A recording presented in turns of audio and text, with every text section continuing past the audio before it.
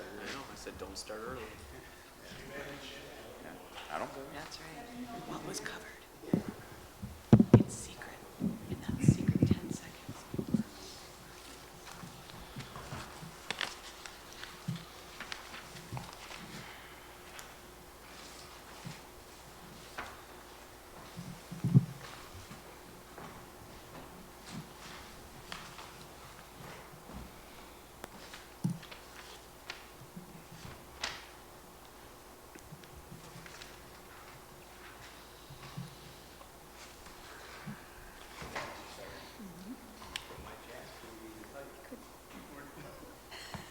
Eileen told me. All right, 6 p.m. Call to order the City of Rhinelander Common Council meeting. The agenda has been posted and the media has been notified. It's Tuesday, May 26, 2020, 6 p.m. We are in the council chambers. Please call roll. Barnett, Here. Larson, Here. Mikulowski, Here. Kelly, Here. Anderson, Holt, Here. Daniel, Here. Rossing, Here. Mayor Frederickson. Here. We do have quorum. Please stand.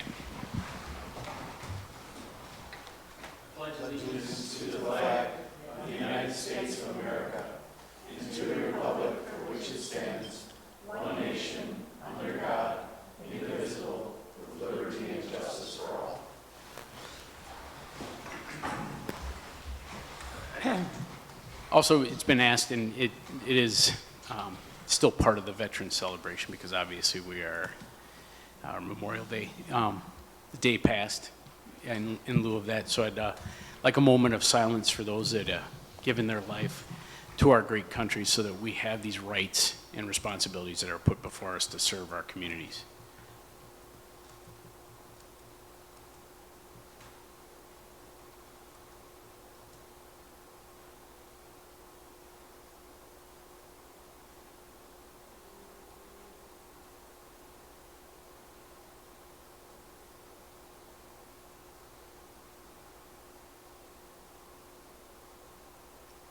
Thank you. Public comments is received by the mayor, the city clerk, or council members. Real quick, as I announce this, this was when we had an open gallery where public would get up and speak at that time if they signed up and said to do so. During this time of COVID crisis or need where the public's not allowed to speak, we offered up where you can write a letter in to your alderperson, to the mayor, and it will be read in. Starting next meeting, given that we don't have a spike and we don't have some crisis that goes up higher, we will again start to allow the public to come in and speak. Now we have yet to determine the spacing in here and doing all the logistics to having the department heads back in and everything else. So given that, we will no longer then read in the letters. We will ask you if you feel that it's important, you come in and speak.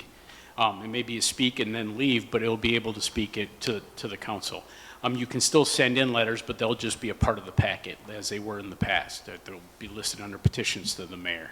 Still available to the public when the meeting minutes are finished. So that's how we're handling it. The first one of these, I guess it's a little too late. Linda Conlon sent an email, and it's in the second page, and I can read it in. Basically describing the section here that had to do with whether or not Hoday Country Fest was going to be available. We had received quite a few communications, and I've been in communication with her on Country Fest and the concern for our citizens. Thank you for your comments and questions and care for our community. It's our understanding that the organizers of Hoday Country Fest will be meeting in the coming weeks to determine the fate of this year's event and or additional safety precautions that must be taken. Please be assured, Oneida County Health Department does take the health of the community serious, and the following guidelines are outlined by the State Badger Bounce Back Plan and National Opening Up America Again, included in the guidance related to mass gatherings in each phase of the plan.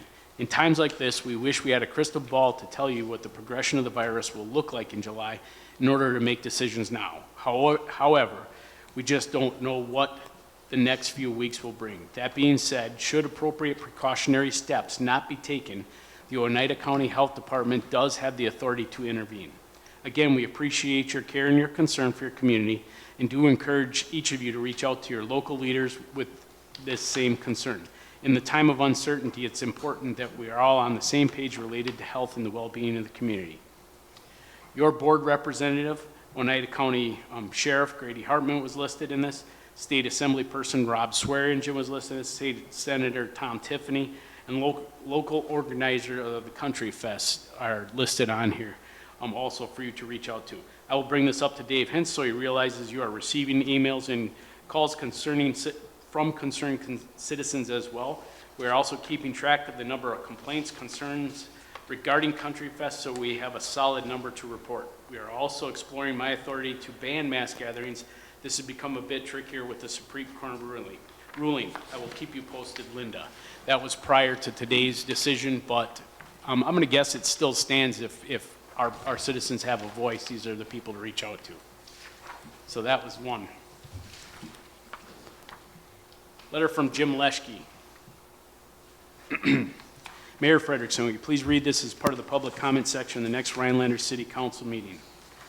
Recent developments, including Wisconsin Supreme Court decision about the Safer at Home, indicated to me that it is very likely that Rhinelander will have a 4th of July. It is very likely that the Rhinelander will have a 4th of July parade, fireworks, and the Hodag Country Fest as well. This is on the top of our usual influx of summer visitors. Excuse me.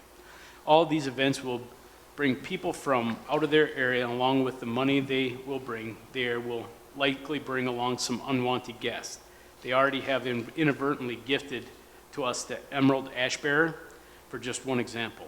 Many of these people will be coming from areas which are or have been highly impacted by the COVID-19 pandemic. The question I would like the mayor, the city council to address is what sort of preparations, if any, has the city government made to contain the almost certain spike in COVID infections that is likely to take place a week or two after the visitors, except the uninvited, have left? Will you please place this on the agenda for the next council meeting so that it can be discussed in public? Thank you for your attention. Jim Leschke. Next on the list, letter from Dale Schleve regarding the 4th of July parade.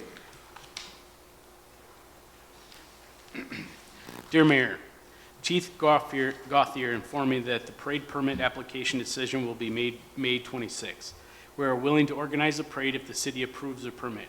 We would abide by any rules and restriction the city or county puts on the event. However, we may need help from the city crews with extra requirements. We will not be responsible for people not following the restrictions.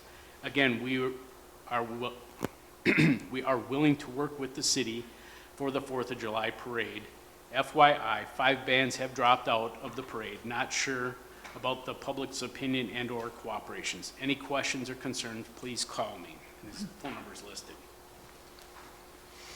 Email from Lauren Sackett. Mayor and Chief, Dale shared his communication with me about the 4th of July parade. I do not know what your thoughts are on this. I've been talking with several other chambers about what's happening in their communities. Most are canceling parades since it would be extremely hard to social distance unless we adjust the parade route, but several are still planning on doing fireworks.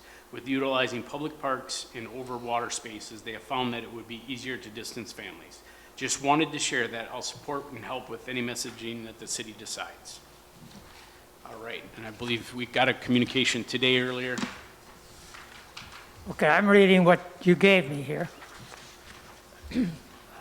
You did get that in an email fashion? Yeah, I thought there was more to it, actually. But There are other parts that are in the packet. this is from Don Rogg. This is the first meeting since Mr. Guild was terminated. Why is there no agenda item to discuss the process for selecting a new administrator? Number 2, in the draft contract with Z Brew Inc., it was suggested that Mr. Frederickson is the acting city administrator. The mayor does not have the authority to self-appoint himself to this or any other position. Only the city council can do that. Since it has not appeared on an agenda for council approval, Frederickson is not the acting city administrator and does not have the authority to undertake those responsibilities without prior council approval. 3, Mr. Bruink's draft contract suggests he is to be paid $3,000 for an 11-day period, May 1st through May 11th. This equates to compensation of $99,545 per year. Then in Section 7, it reads the contract, if extended, will be paid at a rate of $3,000 per week. This equates to compensation of $156,000 per year. Is this a typo? Who negotiated this contract on the city's behalf and who all was involved in the process? Was this an open process? Who made the first contact with Mr. Bruink on behalf of the city? 4, in Section 2, it is suggested Mr. Bruink may receive benefits, in quotes, from the city and that those benefits shall be attached to this initial agreement. Consultants almost never receive benefits from their client. Please clarify this. The contract as presented in the packet does not have any list of benefits attached as the contract promises. Does this mean there are no benefits associated with this consulting agreement? Since this is the initial agreement, there is apparently no agreement other than verbal for all services rendered prior to this agreement being approved by the City Council. Who entered into the verbal contract for the 11-day period? If it was any party other than the full City Council, it is not a valid verbal agreement. 5, Mr. Gild's pay for 2020 will be in the range of $90,000, salary plus severance, plus benefits, plus legal fees, which will exhaust the budget for the administrator. Mr. Bruink's salary will be in addition to that already spent budget. Which line item has been proposed to be used to pay Mr. Bruink his compensation? 6, in Section 3, it states Mr. Bruink as a consultant will not be liable for the efficacy or utility of his consulting services. As a consultant, if he makes mistakes, purposely or by accident, his work is not covered by the city's insurance. This clause apparently indemnifies him for such mistakes. Therefore, it is customary for all consultants in all forms of business to carry their own liability insurance to cover their mistakes. Therefore, this section of the contract needs to be renegotiated to be usual and customary, such as remove any language indemnifying the consultant, add language specifying the insurance requirements the city demands that the consultant purchase and carry on his own. And I didn't quite understand how this is written here, but it's as if this contract here and elsewhere, that much of the sentence is in parentheses, is written in the best interests of the consultant with little regard for the city's interests. And why is the city council not exercising its authority over the mayor in all these matters? Signed, Don Rogg, former president, Rhinelander City Council.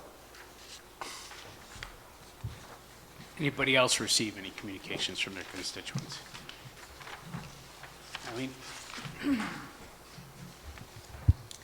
This is from Tom Giroux, 604 Reich Street in Rhinelander. Regarding item 16 on your agenda, I want to thank the Rhinelander City Council members for your courtesy and attention during the United to Amend and Fair Maps referendum process. City Council meetings are examples of democracy at its best, real grassroots democracy. Your commitment to citizen involvement is to be commended. Our nation needs many good local municipal councils to continue strengthening our democracy. Rhinelander voters approved United to Amend language with a vote of 89% yes to 11% no, and Fair Maps 89% yes to 11% no.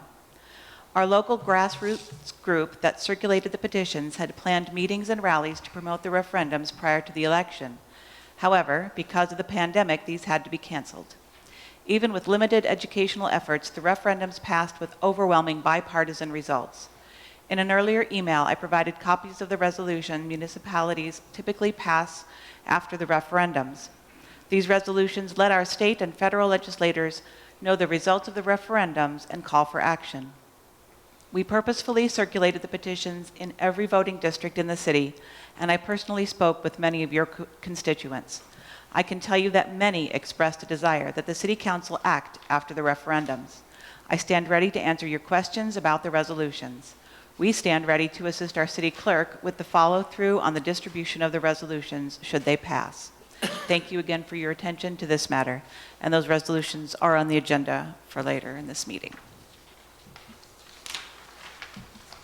All right. Anybody else? Did you want me to mention the one from Kurt? Or wait? Go ahead. Okay. No, go I ahead. got one, it's very short. It's from Kurt Helke, who is a police officer with the Rhinelander Police Department. He said it's either for public comment or for me to bring up. He says, I just want some answers where we stand and some communication. The members of the Rhinelander Professional Police Association have been in negotiations with the city. So basically, he's just saying the police officers are wondering where we're at. Thank you. It would be nice when public comment opens back up so we're not explaining what our constituents are thinking or anything else. It's not our voices, it's theirs, because it's good to be heard. And that will resume after the next meeting. Next up is mayor's comments.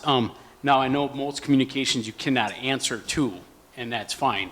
But we received those communications prior to my planned comments.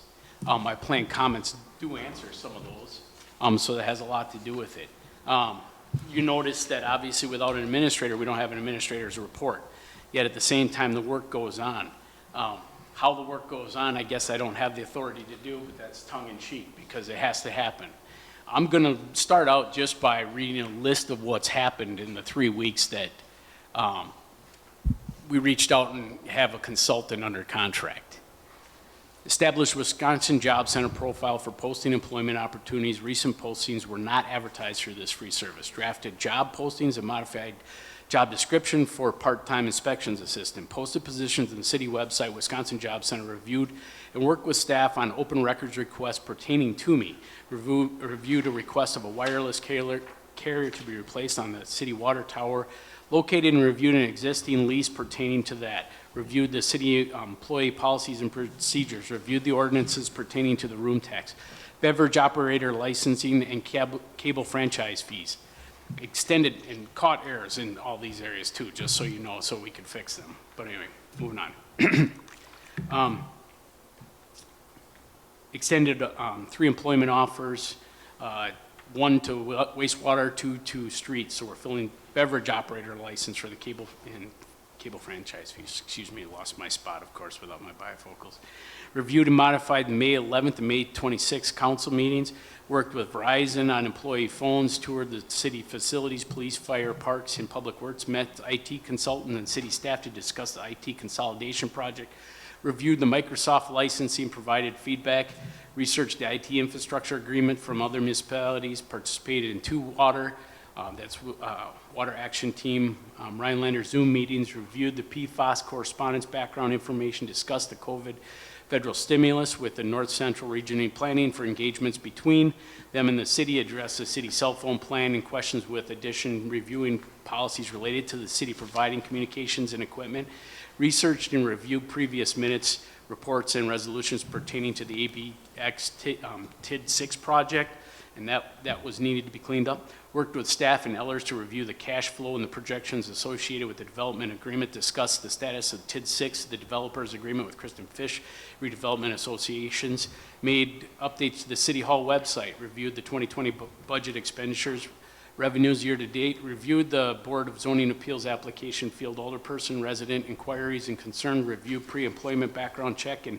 verification procedures, discussed the Pueblo Drive change order number 8 with Mark Barton Town and Country, reviewed the past borrowing unspent funds with finance director, participated in the truck bid opening, met with Lauren from the Rhinelander Chamber of Tourism Commerce. I'm trying to get through it because there's still a bunch of this left. That's also why I asked Gerald to read that other letter. Agreement for tourism activities in the 2020.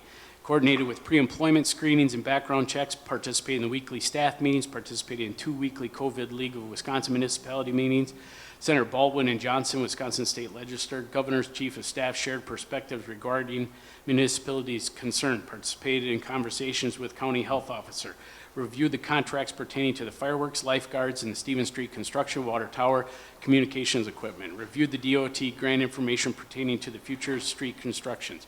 Zach Verwink, and I'm going to tell you what, he did it all with excellence. Now, I'm going to tell you how this came about.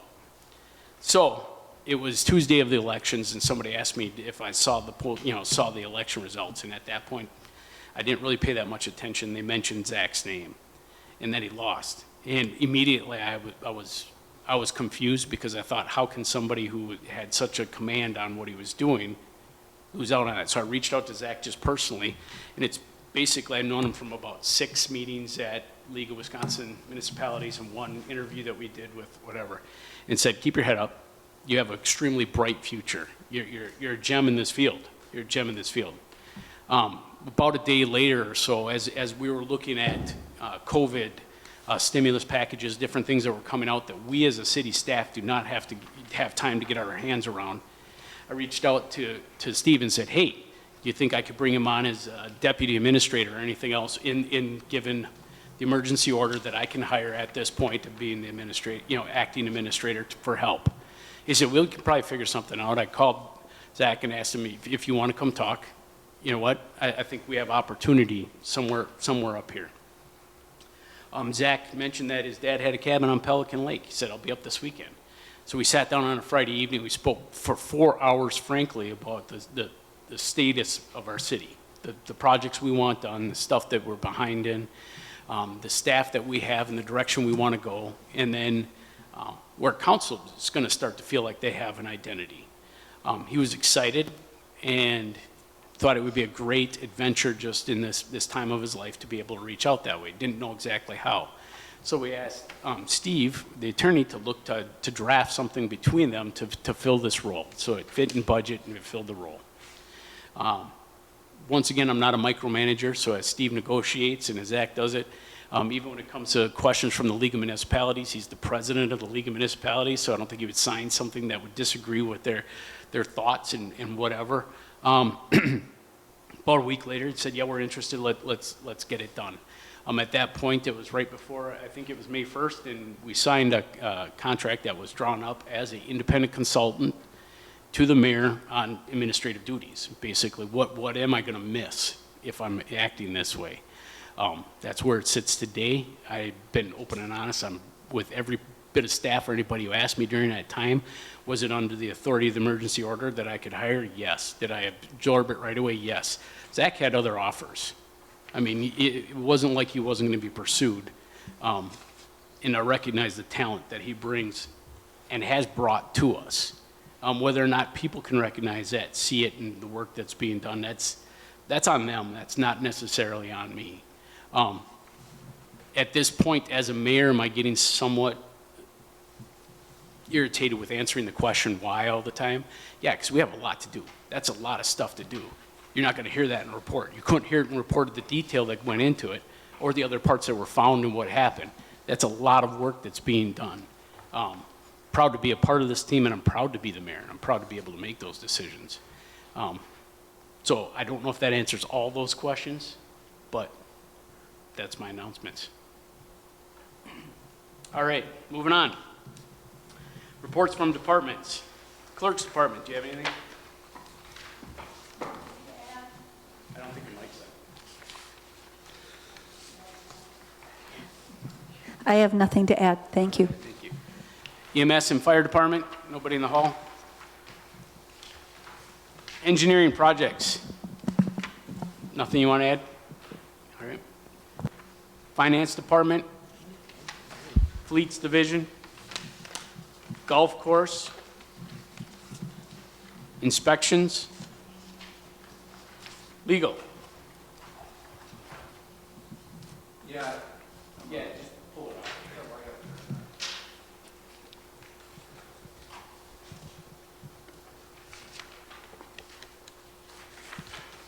Yeah, we've done, or I've done a lot in the last, since Just go ahead and pull it up there. feel like a movie star. We've actually done quite a bit since we were last here. And I'll go over some of it. Basically, you'll hear some more tonight when we have our closed session. But a lot of the work that I've done over the last period of time has simply been answering a lot of the material that the mayor just addressed, and other questions that you, of councilmen, have addressed to me, and I've tried to respond to that. I've also made myself available to citizens to answer their phone calls and questions concerning legal matters related to the city and the city's lawful actions or alleged illegal actions. Trying to explain the legal system is not always the easiest chore, but hopefully I've done that. One of the comments I would make is be very, very careful when you look up publications like the Wisconsin League of Municipalities, nothing to, but people write in with a very specific question, and the league gives a legal opinion, and their last statement in every single legal opinion is basically, you can't cite this as a legal opinion because this was used just for this one case. Yet I find that people all the time take those legal opinions and cite them as legal opinions. And I'm here to tell you, if you read them, they're not legal opinions. They're based on that fact situation, that set of issues, and you cannot, otherwise we'd have computers replacing judges across this country. If you could put in one question and it'd pop out the legal answer, it just doesn't work that way. So be very, very careful. I call it barroom lawyering, because people are trying to tell you what things are based upon little snippets of the truth and then their own interpretation. So I've done a lot of that. I've tried to do that in a very specific situation, which gets me to the point of what one of the things I want to tell you that have been going on. Your zoning code, which I've been taking a long look at, and I also went out on inspections with Terry this morning at the 9 houses or 9 properties, I think it grew to 11 before we were done, that are technically have been cited, have had complaints against them, some of them several times. And it was a huge lesson to me that the city of Rhinelander has a kind of a problem between what your ordinance says and what you enforce, and you've got to bring that into sync. And that's a project that I thought was there, and now I'm working on it.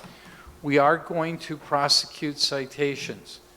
That's something you can take home to your constituents if you'd like, at least tell you as a council, tell me not to. We're going to start prosecuting citations. You have situations in this community right now that are deplorable. There are health risks. And the other thing that I will tell you, and this is your decision, this is a policy decision, is some of the homes we were at, I don't think the people can afford to fix the homes. And that's a whole nother social economic situation that the city of Rhinelander or some organization is going to have to deal with, because one of the hardest things that I would ever have to do is prosecute somebody who couldn't afford to do what I'm prosecuting them to do, especially if they're paying their taxes, and then to go tell them that we have an ordinance that says your siding cannot be called Tyvek. You know, you have to put siding that's commercial siding on your house, that you have to, you know, clean up the junk in your yard. I know that you're physically not able to. I know that you have health issues, but too bad, so sad, that's the rule, that's the ordinance. But if you start making exceptions to the rule, you know, then the person that is physically capable can say, well, you didn't make Joe do it, why should I have to do it? So I want you as a council to know that after what I saw today, and I promised the code enforcement department that we'll start prosecuting, but I also want you as a council to start thinking about what you're going to do when that person says in court, I can't physically do it, I can't financially do it, now what do you want me to do? Just lose my house and go on, you know, on the street? And the answer is we've got to come up with a solution to that. That's so reviewing ordinances, looking at the complaints, following up on that process is one of the things that I've been working on. Another thing is we worked on the developers agreement. We just about got it done. And I will again tell you that there were several different lines of thought that we finally all brought them together. One of the struggles that I've had as city attorney, and I told you this at one of the earliest meetings, is you do not have a system. I mean, for us to find documents is almost impossible. And we have to get a coordinated filing system, whether it's electronic, and this is Tara will talk to you about this, whether it's electronic, whether it's physical. Going downstairs and telling someone, go find, just give you an example. Here's the question we got this week. I sent a letter to Public Works Director Kingman, and I want a copy of that letter. And I'm sorry, I basically asked him when, and he said, my letter to Kingman, I only wrote one.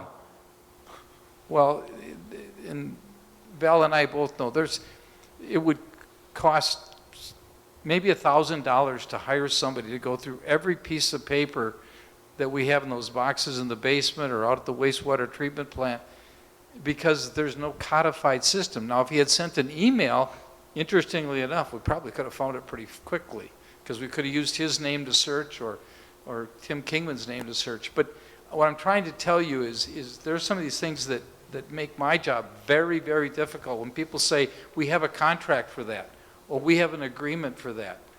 I just sat at a meeting tonight and was told that there are city utilities all over the places without easements.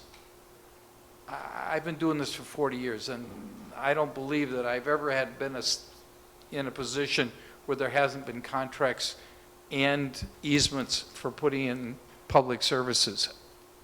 Maybe it's something north of 29 that's different than the rest of the state. But also, we've been looking at different things that we've been trying to do, and that's a records request. The only thing I can say is hopefully that'll slow down. We thought it slowed down, but then it popped up the last 3 weeks. We've had several very large records requests. We worked on a project I'll talk to you tonight about with regard to land. We're working on an agreement with the internet services for the community. I'm looking for a contract and an arrangement that talks about the cell tower in town, requiring it to be a flagpole. Who's responsible for doing that and keeping it up? Under direct orders of the mayor that I will have a flag up on that pole. So I'm going to figure out how either AT&T or I are going to hoist a flag up before the next council meeting, but we'll get it done. Also, there was a comment tonight about the police contract. We are working on that. I met with my internal people at Von Briesen that do it all the time, and we went over the highlights of the existing contract and some of the terms of that, and now we're ready to meet with the association. So if you see the people, Lloyd, you can tell them that they should expect a call in the next day or two. We also looked at the issue that came up at the last meeting with regard to the concrete that was poured in the wintertime, and I've read several reports on that to see if there's any legal issues involved with that, and I can tell you we're not quite complete with that. We worked on an unemployment claim that had been submitted. I worked on 3 claims against the city that have been submitted, and that, other than answering questions of the mayor and others, has pretty much been what I've been doing. But still enjoying my time with Rhinelander now that I don't worry about snow and ice and driving back and forth. So I'm here to answer any questions you might have. None? Okay, thank you. Museum complex, Kerry will be giving a report soon, but he's working on it right now. Actually, he was on the up north at 4 and talked about it a little bit. Parks and buildings, grounds. Jeremy, nothing to add. Police, chief? Can I ask Oh, yeah, a question on that report? yeah, okay. There's a couple of things I don't understand. One is a reference to a Hodag Park plan. Yep. Is that something we'll be hearing about soon, or, Absolutely. Actually, it was discussed today in the department meeting. okay? And ice falling off the city hall roof, Actually, it was is kind of that funny. part even of when the I was- park department? Yeah, he's built parks and buildings. He takes care of grounds too. Oh, So when things happen in here, with the air conditioner or whatever, yeah, Jeremy's the one that takes care of that. So that's part of his job, yeah. okay, and then the garage thing will come up. Yeah, the garage thing is on hold and will be revisited soon.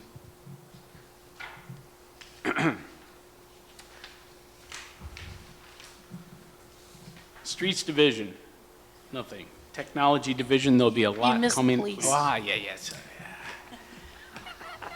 I'm the white cruising, shirt man. So you'd see me. Yeah. Good evening. The reason I want to address you this evening is just to point out something out of my report from this month, and that is on Wednesday, May 13th, was Ron Lewinberg's last workday with the city of Rhinelander. A little bit closer to the mic. He is currently on vacation and will be on vacation until July 31st, which will be his last official day with the city of Rhinelander. Last week, he celebrated his 30th anniversary serving our community. Ron was hired on May 21st, 1990 by Chief Tony Paris. During his career, he was a patrolman, he was a school resource officer, he was the first officer at the police department assigned to the Nordegg Drug Task Force. He was also promoted to the detective sergeant, and on September 10th, 2003, he was promoted to the rank of captain, where he would have experienced his 17th year in September. He also is a FBI national graduate of the academy that he went through in 2006. Looking through his personnel file, there was numerous things in there, commendations during his career, during his time as a detective sergeant, working several very difficult cases. But one of the unique things I want to read to you is what I found in his personnel file from something Chief Paris wrote on his evaluation on February 5th, 1991. Chief Paris wrote, "With more training and experience, he will be an asset to the department and community, has potential to move up the ranks." So even Chief Paris, early in his days, saw potential in Ron Lewinberg. And at this time, I just want to thank him publicly for his years of service to the community, and I want to wish him well in retirement. We'll take some applause.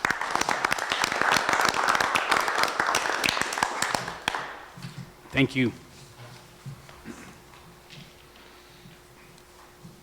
Water Division and wastewater. I will accept a motion. I will make a motion to accept the reports as submitted.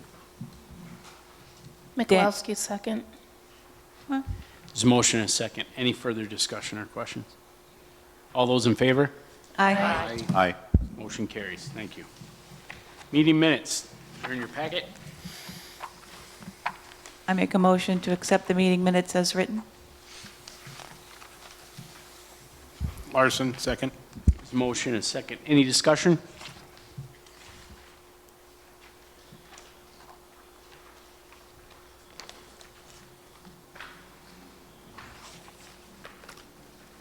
All those in favor? Aye. Aye. Those opposed? Ayes have it, the motion carries. Reports from boards, commissions, and committees. There is none at this point. Public hearings. This is kind of strange because we're going to be doing this out loud, and yet at the same time, the public's not necessarily here to hear it, but I'm going to say it because it's a part of parliamentary procedure to say it 3 times. Public hearing on ordinance 2020-02, ordinance amending chapter 3.0904, parenthesis 2, the cable utility video service provider fee. First reading was held on May 11th. May 11th. Yeah, 2020. It is the 26th. Is there anybody that would like to make comment on this? Second time, is there anybody that would like to make comment on this? Third time, is there anybody that would like to make comment on this? All right, the hearing is closed. Public hearing on ordinance 2020-03, ordinance amending chapter 4.0501, parenthesis G, beverage operating license. First reading was held on May 11th, 2020. Is there anybody that would like to make comment on this one? A second time, is there anybody that would like to make comment? And a third and final time, if there's nobody that would like to make comment on this, the hearing is closed on that. Consent agenda.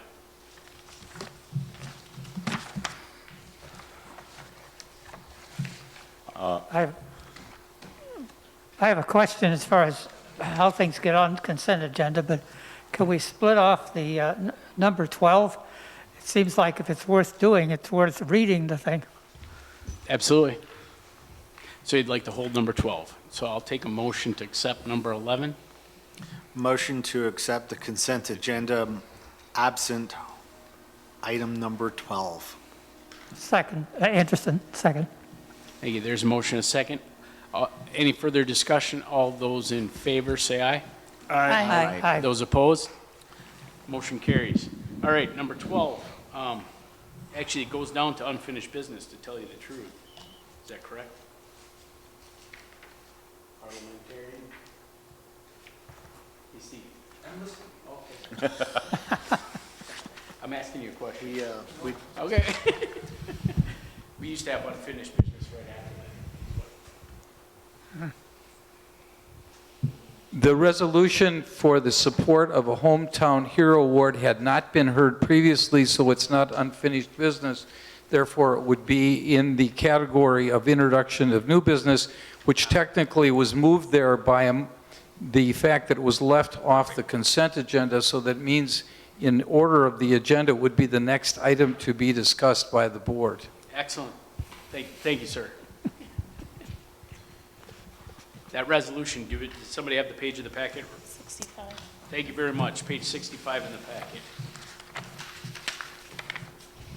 Gerald would like to discuss it, but I think Tom's the one that brought this forward, so go ahead, Tom. Yeah, can I read it? You absolutely can. Okay. So this is a resolution that I brought forward, and for a very good reason.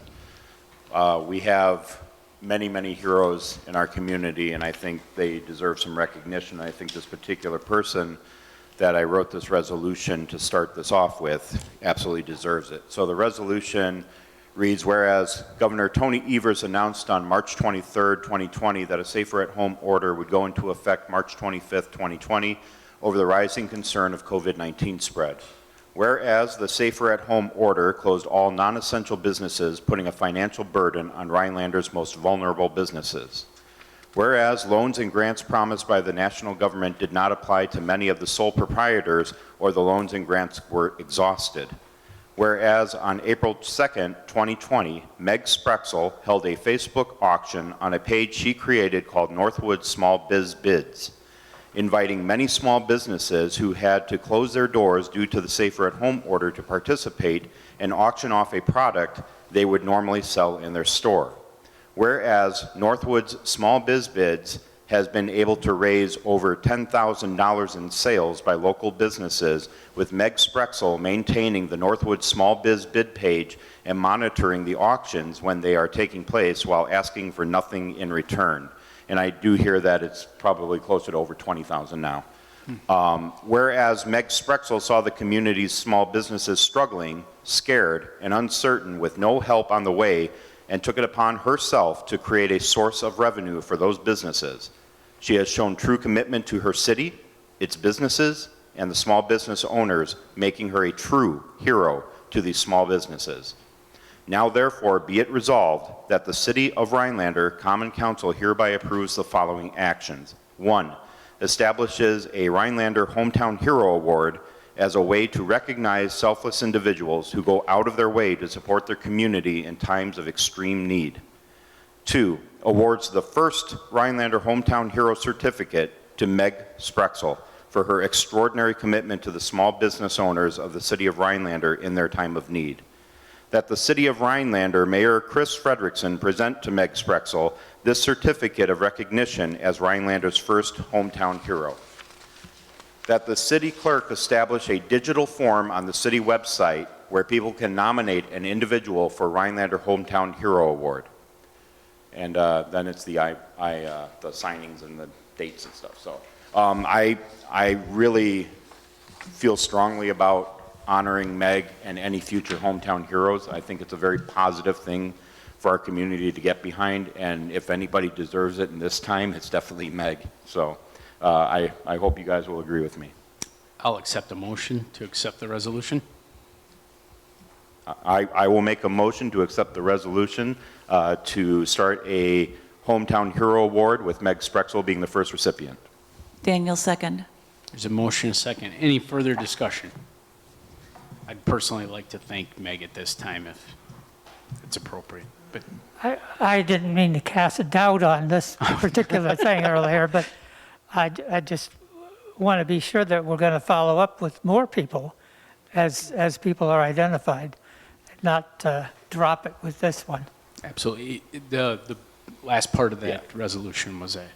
Tom? Oh, I was just going to assure him that that was part of the last part of that resolution, was that an application process is started so that future hometown heroes can also be recognized. Absolutely. Carrie? What would be the suggestion of how often this award is presented? Would it be monthly or? The trick about being called a hero is it usually comes from circumstances that we're not real fond of. So it'd actually be beautiful if we didn't ever have to put this out again. Yeah. Don't get me wrong. But when we recognize it, I don't think that the spontaneity is something that should be scheduled. It's not looking for that equal notion. It's for when somebody steps up above and beyond. And that's just me personally, but Okay. all those in favor? Aye. Those opposed? Motion carries. All right, number 13, discuss the corridor leading into Oneida and Lincoln Courtney Street intersection. This was brought by Ryan, but it's been a piece of discussion for quite a while. Yeah, I think the intersection that we're talking about here is the one by, Yeah, a little bit closer to you, or hit the button if it died. okay. The intersection that we're talking about is the one by Associated Bank, Burger King, Holiday gas station. It's become quite impassable. I think maybe the city has done some work on it recently. Dan could maybe speak to that. Some patchwork might have been done, but I think that that section of road, Lincoln Street and Oneida, I'm not sure if that's on our radar at this time to be taken care of. The infrastructure underneath the road is pretty bad. It's going to probably be a big job to do. So I think that intersection, I'd like to get it taken care of with maybe a mill and overlay, and I think we could do a request for proposals to some of our area asphalt people.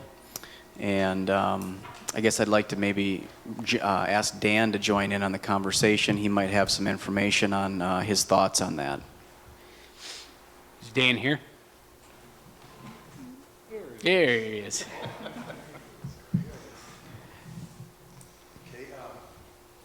Close to the mic, like real close, like this close. Can you hear me? Okay. I've kind of looked over the area for a while. It's quite a troubled area. Is it still on, Dan? Is your mic still on? Okay, there you go. Okay. I think I'd want to start out by scoping this project out and kind of give it a week or two to really go over what our options are for this area. I'd like to see what kind of finances we'd all look into, grants, and if there's any funding available. Because at this point, the road is in so tough shape. I evaluated the curb. The curb is probably 75 to 80% shot. The sidewalks are anywhere from 50 to 70% in bad shape. Asphalt has a very poor rating. It's a rating of a reconstruction. So with that all being said, of course, my first priority would be a total reconstruction. Now we're talking a big project and quite a big funding for that. I kind of looked over where I would look at going from the first phase that was done from County Road 17 up to Evergreen. I would like to start out at Evergreen at that point and take it down to Lincoln Street. That's about the shortest stretch I'd like to do for a reconstruct. But then I guess I will go over the options. We could do just that intersection also. We could be looking at like an 1.5 inch mill patch, a 2-inch mill overlay. And then, but that being said, I also looked at the utilities, and I talked with Tom Rozier, the water department foreman, and the utilities are in bad shape. So we're looking at it from 5 to 8 years of replacing that. So it makes it a tough situation. That's why I kind of want to put more time into it. I would like to work with, I could go out by myself and kind of look at this. I would like to reach out to possibly Town and Country and also Rob Roth Engineering. They both got kind of input on this intersection and this project to kind of get a good understanding of what we should do here, because I hate to do a patch right now and 5 years from now tear it all up when we know we're going to have to tear it up. My concern is that if we do a patch right now, I'm going to have to do work and put a lot of money into the curbs. I'll have to mill the curbs and replace a lot of curbs along the way there. So we're kind of in a no-win situation here. So I would really like to look at the whole project because we still got phase from, going from Oneida down Courtney then, I saw what do you call a survey on, what's that called, road rating. Pacer rating. Yes, and it's about 7 years ago. That's our number one traveled road. So I was really shocked at that. And if it wasn't the main, I guess I wouldn't be talking like this. I'd be looking at that patch work, and we still may have to do patch work because of financing. But I really would like to recommend to do this right and get our town turned around here for making our mains look really nice. Because even a patch, we'll spend all summer trying to, try to get those curves replaced and patching, and the whole road's going to be blown up like this in the next 5 years. So I think just that intersection is just keep going down. So I hope we can get some funding to try to see it instead of a temporary fix. I'd like to see a really fix that could last for a while and get the utilities changed out. I guess that's what I'd recommend. I just want to kind of bring up also that we do have we got a project for timber also. We got that grant money. Everybody's aware of that? Yep. So we really should be looking into this year, trying to look at getting that out for pricing, bids and all that kind of stuff, where we can start that possibly next spring. I believe we only got this year, next year to get that project in. I have reached out to Oneida County, because Oneida County actually owns from County Road 17 down to, I believe, not quite at Timber Drive Heights Road, but they own that section of road. And with the project that we've had kind of scoped out here, we weren't getting that section done. So I did go over to Oneida County and talk to Bruce Stefaniak, and right now we're kind of working on a deal where he may annex that land to us. And he's just looking to possibly just give us that land, or maybe do an exchange, or what we're working on at this point. Because I don't feel like, starting a road that far down is efficient for a new project. There's also some sidewalk there. There's no sidewalk. I'd like to join our sidewalk with the County Road 17 sidewalk and make it all go through there. And if we don't do this with Oneida County, or even have Oneida County pay for their portion of this road, they decide to go that route, I want to get that job done right, where the sidewalk all merged together and it looks correct. Anybody see that project up there or know that area? Right now, it's all asphalt and there's no sidewalk there. Real quick, just to make sure we're staying on the agenda, the discussion though is for that other intersection right now. So I do understand there's other projects in the listing of that, but our discussion item is listed as that corner project. Tom was first. Oh, sorry, Tom? I don't know this for a fact, but I was told that section of Lincoln, there's actually another road underneath. It was made of concrete from World War II guys coming back from war, and that to redo that section of road, it would require blasting and getting rid of that old concrete to do it right. Is that true? Yes, I think thanks for bringing it up, because I didn't have it written down here. Where I do have concrete that maybe underneath. There was some in the last project, so there probably is concrete underneath there. That's why I really like to scope this out and do some borings and find out what's really there and what the project in the future is even going to cost us. But would it take blasting to get rid of that concrete, or is there a different way of doing that? Well, that's what I want to find out. Oh, okay. Yeah, I mean, you can tear that out, but sure. I just want to know what we're dealing with, because Sure. I've seen sometimes where there's 3 roads you got to tear up, you know. Yeah. And there could be asphalt over that concrete too. That's why I'd like to try to scope this out first and see what we have, what we're involved with, and what's in that road. That's prudent. Yeah, thanks, Dan, for looking into some of this. I guess my main concern right now is, I'm talking about the area between the stoplights right now. Okay, that right between the stoplights in that area, there's so many potholes. It's so bad, and I understand that down Lincoln Street is bad too, and that's going to have to be a project that we're going to look at. I'm talking about between the stoplights, kind of like what they did up between Quick Trip and the hospital, where they kind of, there was a really bad spot that they fixed that intersection. And if we can't do the project for Lincoln, for a few years, I'd like to know what it costs just to do between the stoplights, so that area right there is safe and passable. Correct, yeah. I'm not looking at an engineer to do a quick mill and overlay on that section between the stoplights themselves. Yep. So I guess what I would like to do is reach out to some of our asphalt companies and see what that would take to fix that. And then in a couple of years, if that's what it's going to take to get some grant money to fix the entire corridor, then do that. Yes. That'd be that temporary fix, and that'd be, we need to do that. And I'd love to be able to do that this fall even, because that road is in that tough shape. I'm kind of concerned, like even milling that up.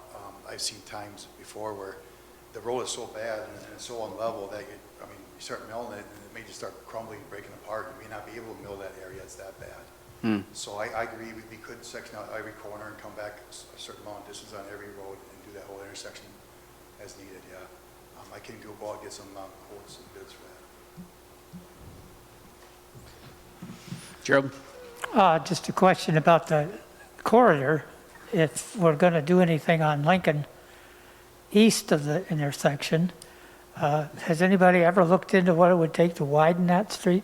It's so narrow compared to the rest of Lincoln, and it probably is impossible, but if we're talking about grant money and stuff, it seems like something to think about. Yeah. Just as I understand this discussion item, at least as I've sat here as mayor, listening to it in different places, I've listened to it in the department meetings, I've listened to it talking to the engineer when it comes to, at the end of a scope to extend certain things and finances and funding. This has been identified as something, to happen. Where and when it can happen is obviously the question, and at what level. Understanding that the structure underneath it needs work, the extension up Lincoln Street, and then if Gerald even wants to look at how wide the street is on the other side of that intersection, these are all issues that need to be weighed in with the engineers and with our department on how to do that. And that is a next project. We're right in the middle of an $18 million project. That will be the next large project, or one of those. How do we make that corridor passable for the time being? Because if it's going to be 2-3 years before we're up for another large grant, or where we can pool our resources enough to work that way, how do we get there so we can do it right? Because we don't want to just keep patching it, because that's not going to help. There's concrete work, obviously, with the curb that needs to be done up that way. There's absolutely no doubt about it. You can see that as you drive. Whatever we do now is going to be a Band-Aid, if it's a Band-Aid on it, if that's what we agree. But at the same time, a Band-Aid sometimes, when it doesn't give you an infection that leads to something that could end your life, a Band-Aid's a good thing. Now, a Band-Aid's a bad thing is if you put it over something that you're ignoring that's going to do whatever. I don't believe we are ignoring this problem. I believe we're putting it when we have resources available, when we can get to fixing it. How do we get there? Whether we put a 20 or 200 or whatever $1,000 Band-Aid on it, or whatever else might be possible, is what we're exploring. Is what can we do now to make it semi-drivable or comfortable to get us to that next portion? Because I don't doubt that it's on the 5-year plan for one of the places that needs to get fixed. I couldn't get pricing just for that intersection. We can start out with that. And then we'll keep in mind that we'll do a lot of repair on that road this year. we'll have to take out a lot of the asphalt milling and patching, and we'll be taking a lot of that curb out too, because over the next 5 years, those will get worse. It's in bad shape now. It's easier to do curb though in long sections, is that correct? Correct, yeah. So Okay. We got a plan, we've looked at it. We would take the mill machine and literally take it into the gutter of the concrete and mill up the concrete with the edge of this asphalt, so you got kind of combination to dig in as far as we can that concrete doesn't break it away. At that point, we can just put asphalt in there, and a lot of municipalities do that, and it turns out nice, and it'll hold for 2, 3, 4 years. So that's going to be much needed. If we go off this patch that we're talking about, then I'd probably spend quite a lot of time on doing this mill patching with our machine.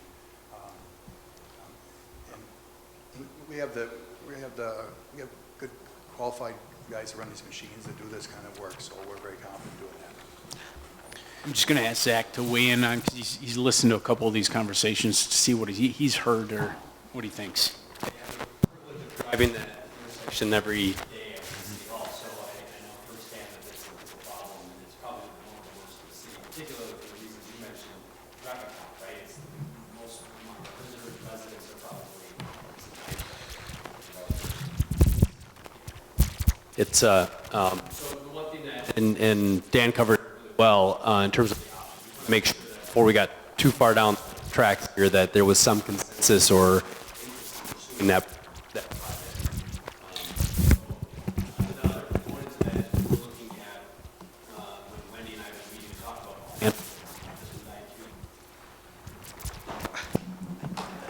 it's dangerous. I'm going to probably kill another mic, sorry. But looking at funding sources, so it appears that there may be some opportunities to utilize some previous borrowing, 2018 borrowing years where there might have been some turn back dollars or dollars that we didn't fully extend because projects came in under budget. So all the options will have also the financial aspects associated, so you're not in a position of having to maybe kick another priority down the line. I think it's wise to address this if we can this year, and I think that's sort of the attitude that I've had as we've talked about it thus far. Hopefully everybody got all of the aspects of that through the few mics, but I think in the next week or two before too much time was invested, we just want to make sure that there was some general consensus to pursue that project. So Dan wasn't, and anybody else was wasting their time. Thank you. You want to, I guess I would ask that this stay on till the next couple meetings, just so we can talk about it. If you want to, please keep this on the agenda. Excellent. Number 14, approve change order number 8, 2019 Stevens Street Utility Street Implement Pueblo Drive addition in the amount of $257,083.25. I'm going to ask, Mark Barton to come in here and speak for a moment on some developments with that. So this is the change order. Everybody hear me okay? This is the change order that Tom Roser brought up at the last meeting. Pueblo Drive was discussed just 3 weeks ago. It came up as an addition in the Stevens Street project.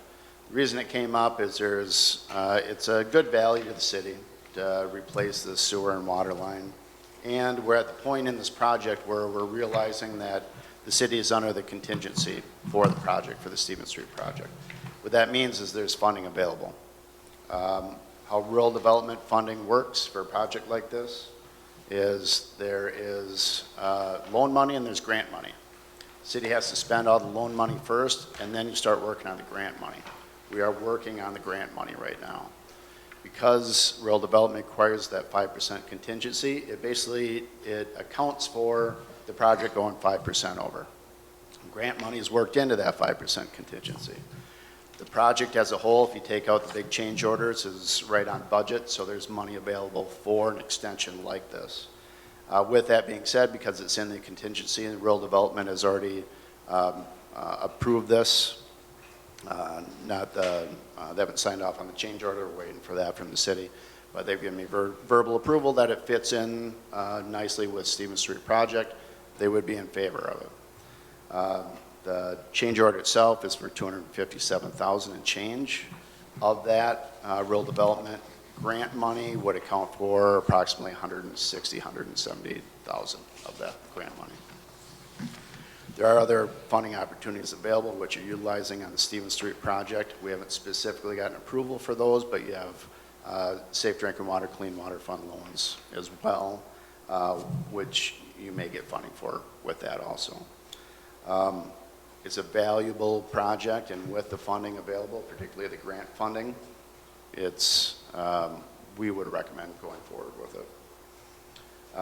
There are a couple things involved with this. As this is presented, the $257,000,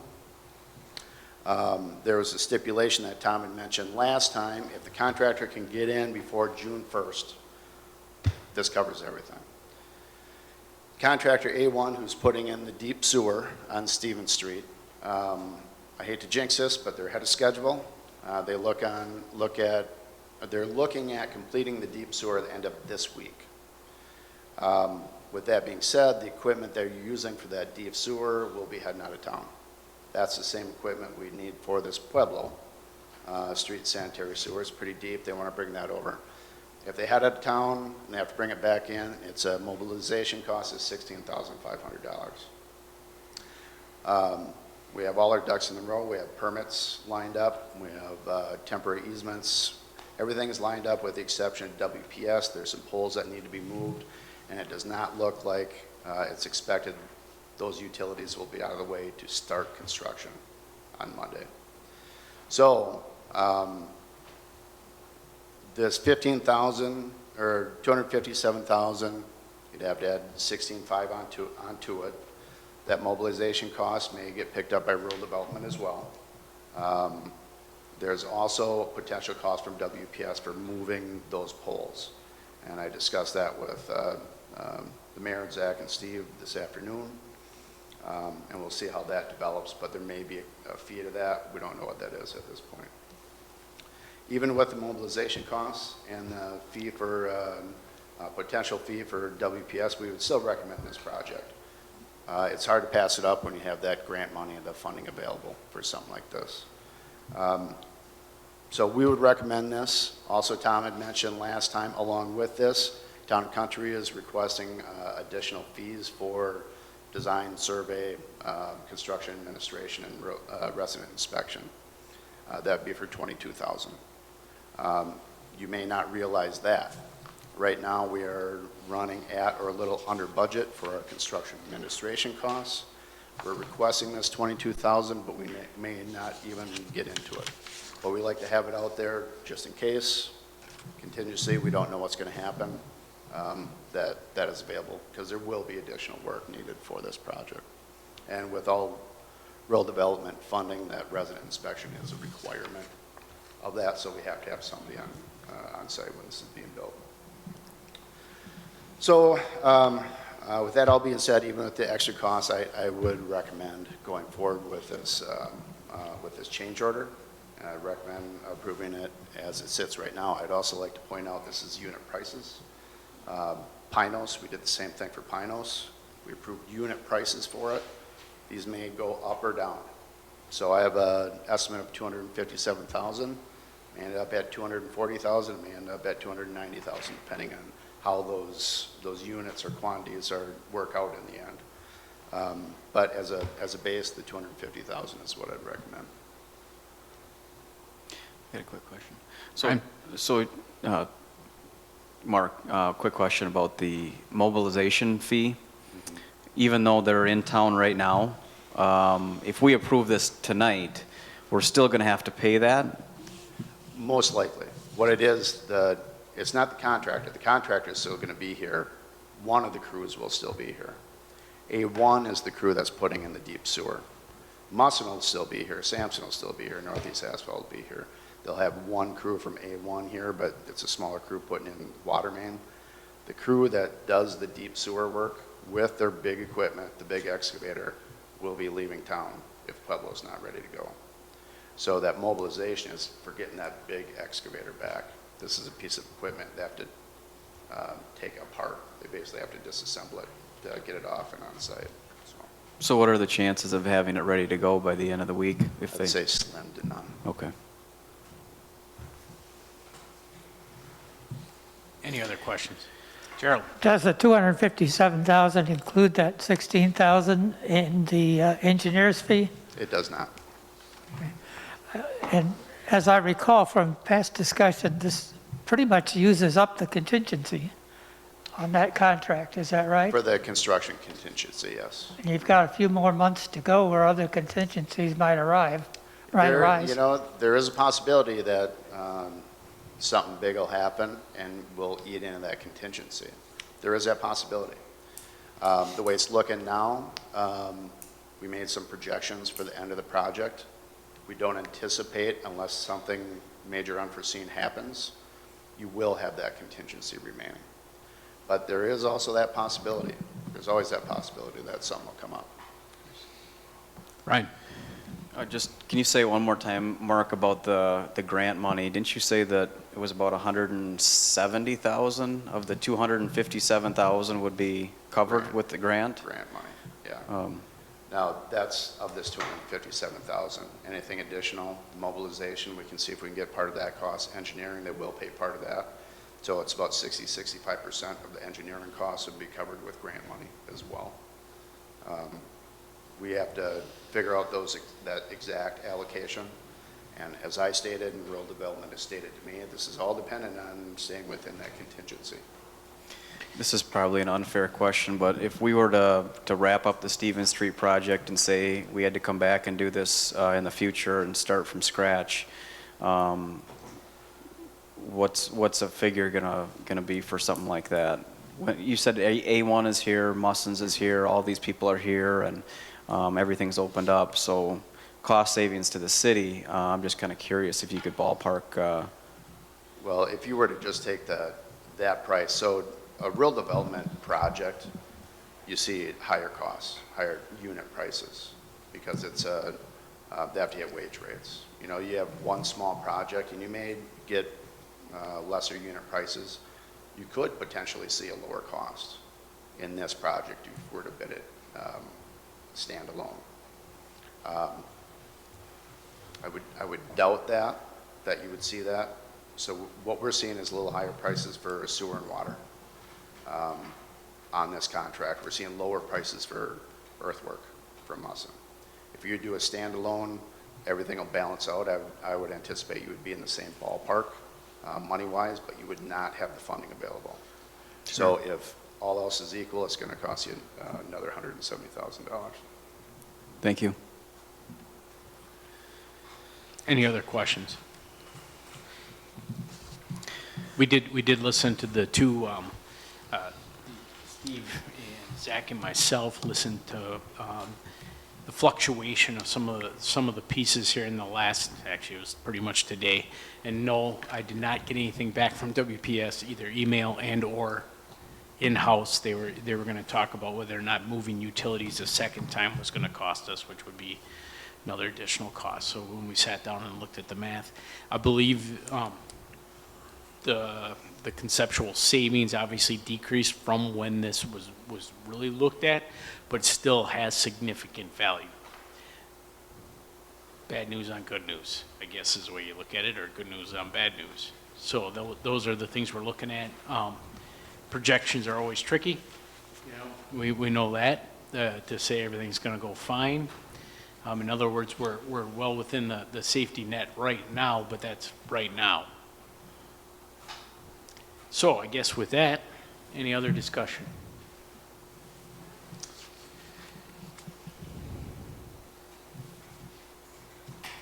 I would make a motion to approve change order number 8 for Pueblo Drive for the amount of $257,083.25. Holt, second. There's a motion and a second. Any further discussion? I guess I said my piece about it a little bit. Whenever you can get the free money, somewhat free money, $170,000 is a lot, but I guess I would like to hear from other council members how they feel about it. Terry? Personally, I think this would be the right time to do it. If everything's open, everything's there, all the contractors are there. I think it would be foolish for us to pass this opportunity up. David? I would agree. I would also say, as far as future contingencies go, obviously it's hard to make predictions, especially about the future, but if they're feeling confident about this, we could really ultimately have the same discussion about every contingency until the project's done. So you harvest when the sun's shining. Tom? Obviously, none of us have your expertise in what's going on with all of this. We can look at numbers all day long and contemplate on what needs to be done, but I guess I would ask for your personal opinion, doing what you do you feel that this is something that we should do? I think it's a good value for the city. You think it is a good value? I do. I think the project itself is a good value, and particularly with the funding available. Yes. And with a professional opinion on that level, then I would have to agree that we should take the value while we have it. Yeah. I can tell you that as far as projects go, this is now some of the deeper vetting that I've done with any of them, and I feel pretty confident in the information that was presented, and I believe that it was presented to our council the same way, which is just a good thing. Val, please call roll.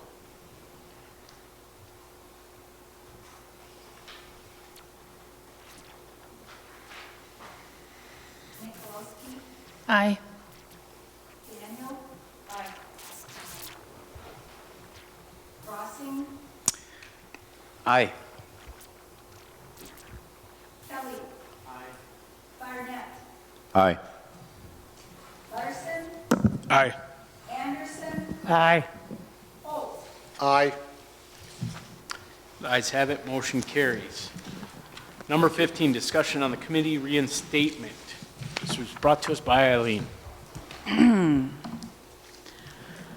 I'm going to read, I wrote something out, I'm going to read it because I'm going to provide this to the media as well so that it's very clear. There's been a lot of talk from previous and current council members, as well as the public at large, regarding the suspension of committees that took place at the beginning of 2019. I've heard that many of the ills faced by the city could be remedied if we only went back to committees. I've heard it said that committees take the power from the few and put it in the hands of the many. I've heard committees increase transparency and that the public was more involved when there were committees. I've heard the argument that it's more efficient for folks to bring items to committees rather than the council as a whole. That citizens are more comfortable talking to small committees instead of the whole council. So, me being me, I did some digging, some research, and a lot of reading, and I looked at the last 4 years of city meeting activity, and I'd like to share with the council what I discovered so we can make a decision a little more informed. In 2016, and you've got some backup information behind here. There's summaries year by year. In 2016, city council members, as part of committees, boards, and commissions, spent at least 132 hours and 44 minutes in meetings. I say at least because that was all I was able to get from the available minutes. Some committees didn't have minutes, or the minutes didn't list the time and the end times of meetings, so I didn't have all the information to get a more accurate total. All this information was taken from information that the general public has if they go to the city website, click on past meetings, go to more details, and you can see the agendas, the meeting minutes, packets, and so on. In 2017, it was at least 123 hours and 5 minutes, and in 2018, it was at least 118 hours and 48 minutes. In contrast, in 2019, city council members only spent approximately 74 hours and 24 minutes in meetings as part of boards, commissions, or the council, which is just a smidge over half the time. In 2016, the city budget, and you've also got the page from the city budget which has this information on it, says the actual per diem for city council attendance at committee, board, and council meetings was $30,167. In 2017, the actual was $27,485, and the 2018 actual was $29,478. I haven't seen the actual for 2019 yet, but it was projected to be around $22,600, still a savings. But by my calculations based on minutes and with the June year-to-date at around $8,875 for 2019, I'm going to hazard a guess, and again, this is just my opinion based on what I've seen, it's probably going to turn out to be closer to $16,000. That's a pretty substantial savings in per diem. As for the argument about taking the power away from the many and giving it to the few by doing away with committees, the majority of voting members of the main committees, and here I'm going to be talking about the Personal Protection and Property, which was usually referred to as PPP and was later changed to Public Safety, Parks and Buildings, Public Works, Water, Wastewater, as well as the Finance, Wage, and Salary Committees, were city council members. So the voting members on those committees were all city council members. A few, the Historic Preservation Committee and the Golf Committee, most notably, they had citizen or invested department head voting members as well. So if we're talking about pulling power away from the many, I fail to see how that rings true in the case of committees. City Council has 8 voting members. Most of these had 5 voting city council members. Make sense? Okay.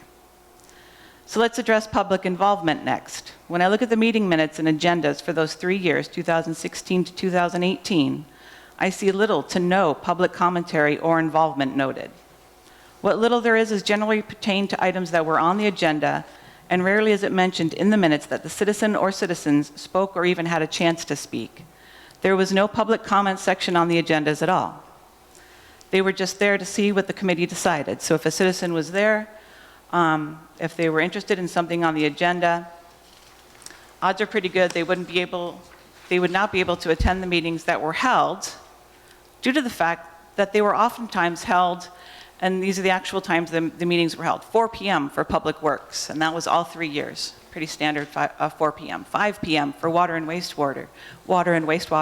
Those were usually on the same day, so they'd meet at 4 and they'd meet at 5. It was basically the same folks. Finance met at 5 p.m. But at least those were predictable and usually held on the same days of the month, time of the day. Then there was the golf meeting, which could be held anywhere between 2:45 p.m. to 7 p.m. on any given day, or the Historic Preservation Committee, which had the same issue with sporadic dates and times. So basically, if someone was interested in a particular thing, unless they could get off work early, or they didn't work, or were retired, it would be difficult for them to get to these particular meetings. This leads to the comments about transparency. And looking back through those agendas and minutes, not a single committee had a packet attached to it on the website.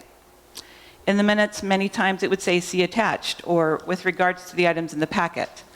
So there were packets produced, and the items attached for members who saw the minutes, but the general public cannot see them.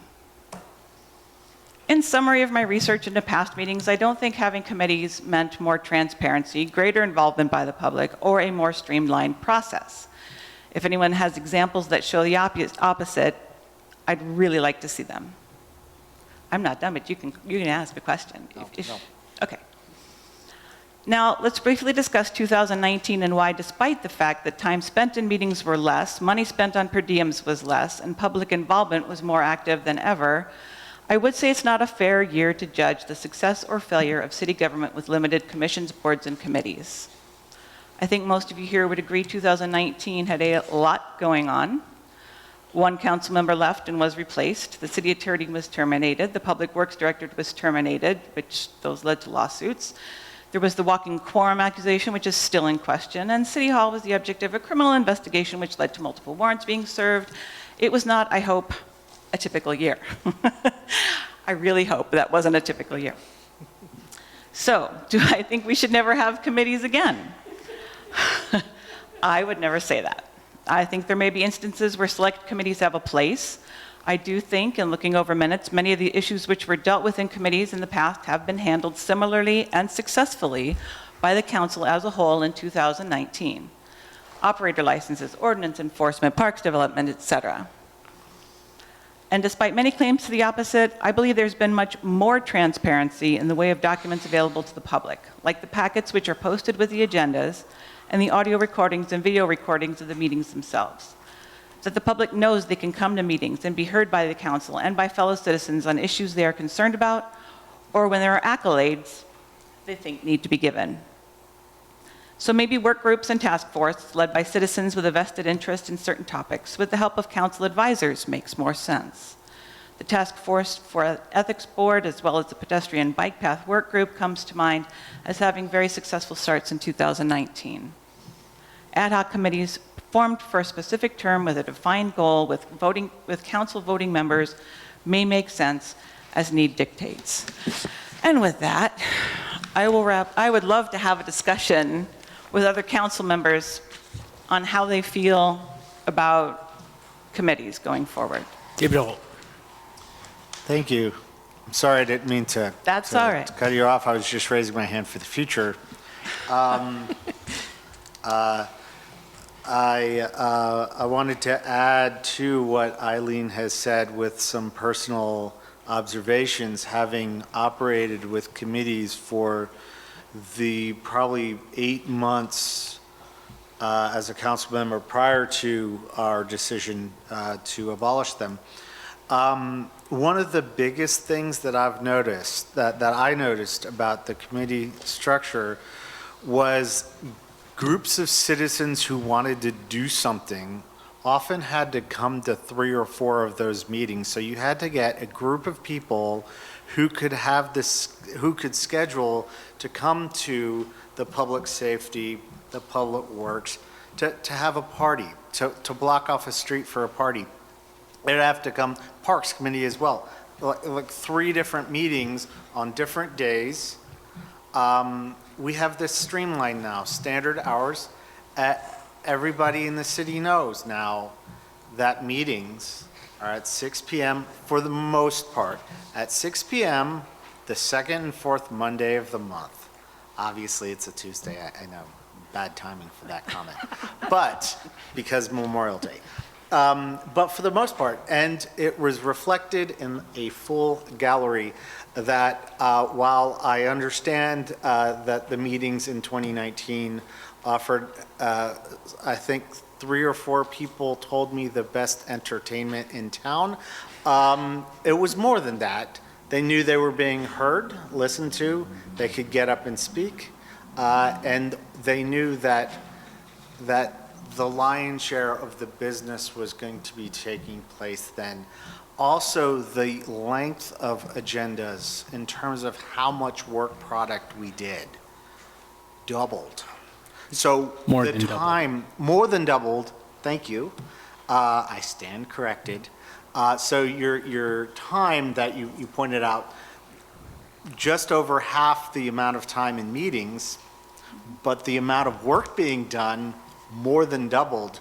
I think, honestly, I think it's one of the things that the current system does require of us as city council members is to volunteer more of our time to review material, to ask questions, to investigate issues when we're not getting paid. But I think that's a perfectly reasonable trade-off for efficiency. I think that the current system is quite efficient, and I like it a lot. I don't have anything to, I'm not contending with anything that Eileen said. I thought that was a fantastic collection of information and Great. research. Just to add to your point, before I move on, and I think Gerald's next, but yeah, we went from 24 to 30 agenda items handled once a month after it was vetted through committees, and we don't know what was taken away from or added to an issue, to now in the 120s between our two meetings a month. We deal with 120 agenda items plus. So obviously, we are attacking more things thoroughly with reports from our department heads, and obviously, given COVID, we don't have them there. They're nice to have that resource. Number 2, even as we have this discussion, I can tell you that the parts that are being vetted between the other professionals would step in if there was something that was gone awry in the discussion, whether it be a change order or something else, if it wasn't information that the council needed. It's actually a great thing to watch some of that and some of the good success. But anyway, Gerald, you're next. Yeah, I want to thank Eileen for all the research and the write-up that goes with it. I come at it from a different viewpoint, I guess, and maybe this relates more to efficiency, but I found myself agreeing with most of the objections you set up in your first paragraph, and I'm not sure I'm convinced, otherwise, but that wasn't my big emphasis. Mine is more on terms of how this group works. As I see it, committees are the way in which we gain information on which to base decisions. If we don't have that, we have to devise some other method, and I don't see that we have. And doubling the number of items on the agenda just means there's twice as many things that we don't know what we're doing. And last meeting was one example.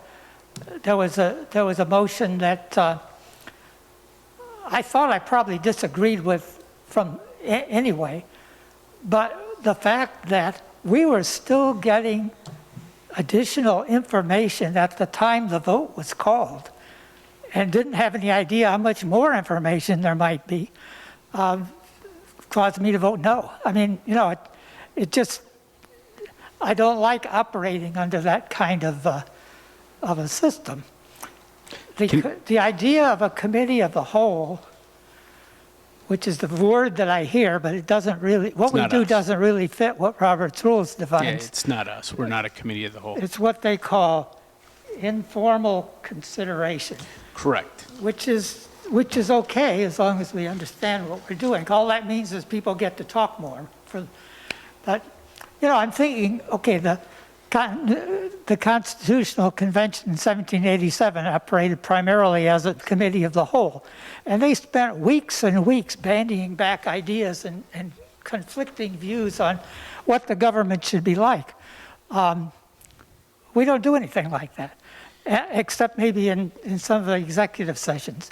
And so coming into these things with a long list of stuff, which may have a little bit of backup that comes with it in the packet, but we don't know where it came from, who's behind it, who's pushing it, that kind of thing that a committee might be able to examine.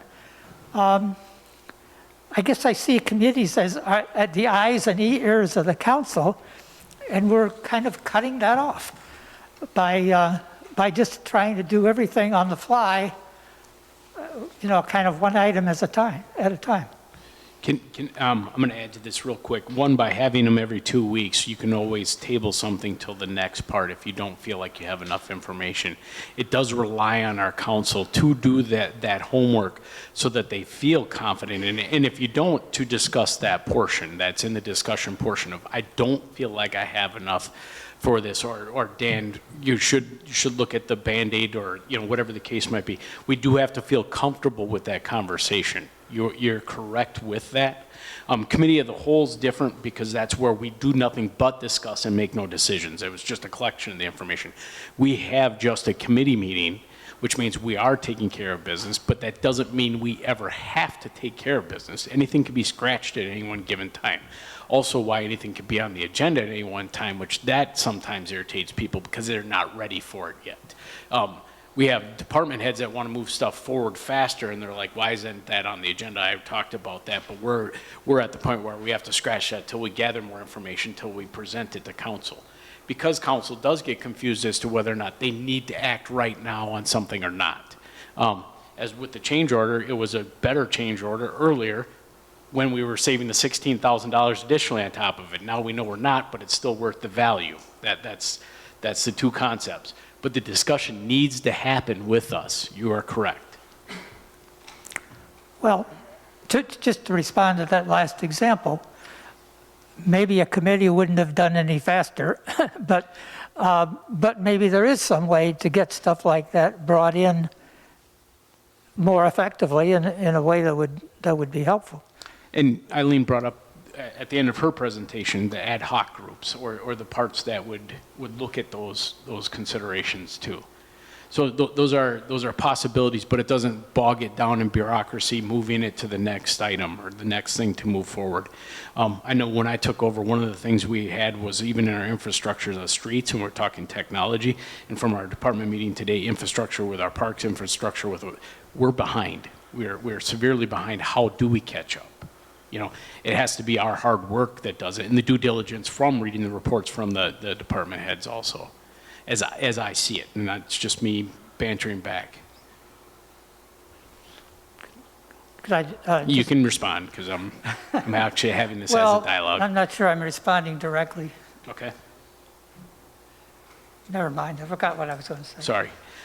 Next on this was Tom. I just had a Can you speak into the mic a little bit closer? I know. close I can get.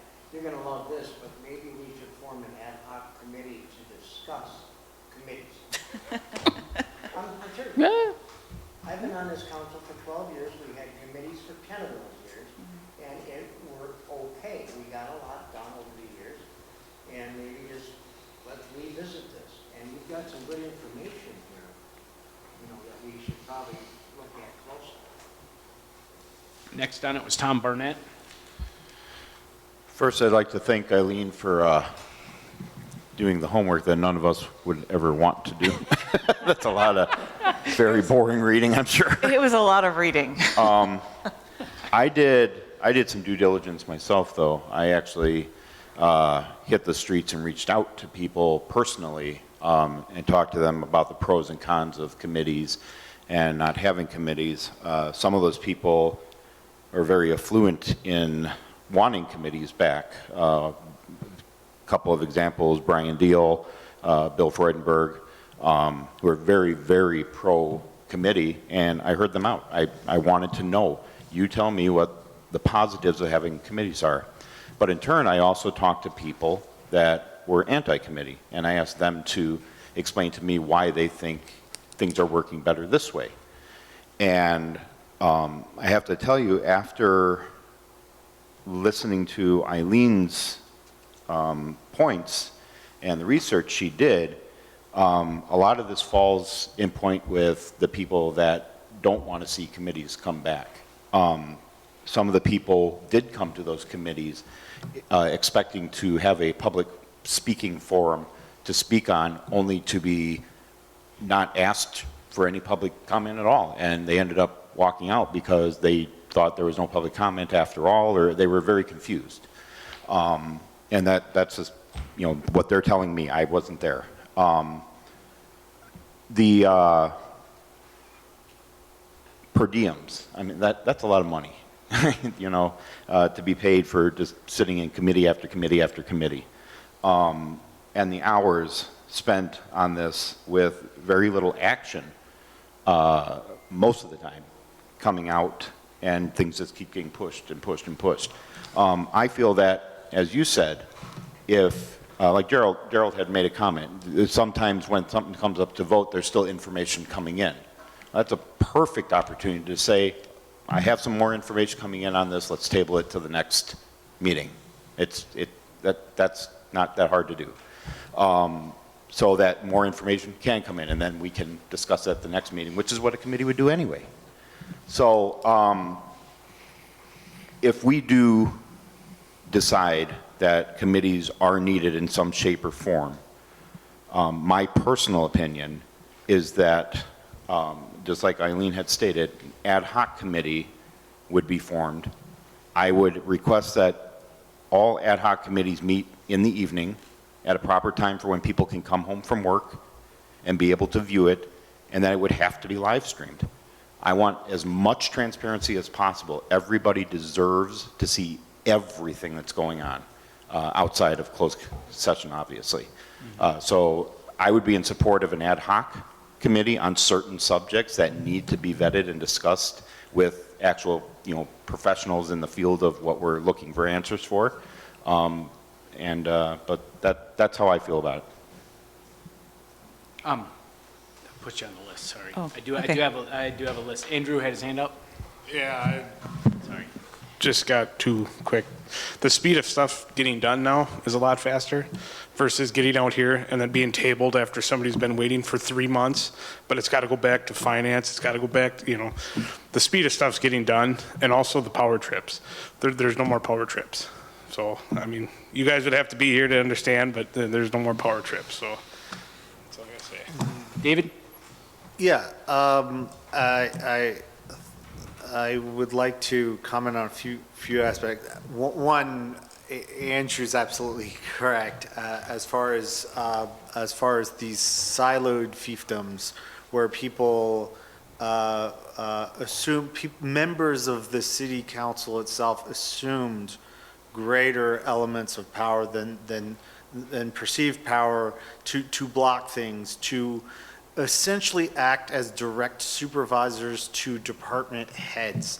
That's something I observed directly over 2 years, almost 2 years, on council. Even after we removed the committee structure, people still referring to themselves in that role. We have email now, we have telephones, people live in the community. As far as gathering information, we can gather information. We don't have to we don't have to have a convocation. We don't have to have a meeting to gather information. We can absorb that information at any time. The distinction is we're doing it on our own time.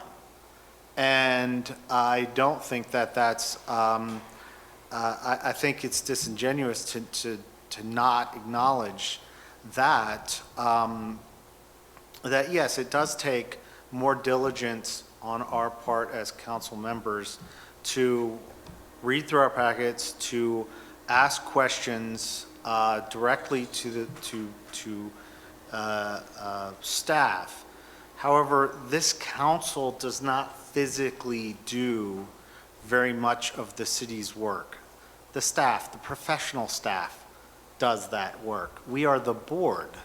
We're the board that provides oversight and review, but for me, one of the most important things I'd say, so the number of hours that council members spend in meetings, each one of those committee meetings had department directors who had to be there, who oftentimes had the mayor who had to be there, who had the city administrator who had to be there.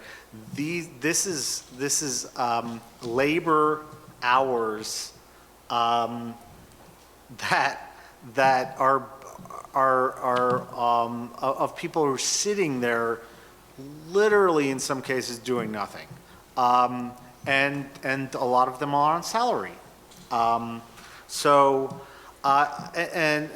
mean, one of the things that in the last meeting, near the end of the last meeting, I believe it was the last council meeting we had, our city attorney made comments about the origins of the committee system and why it doesn't necessarily fit for the 21st century when we have electronic communication, where immediate email, phone.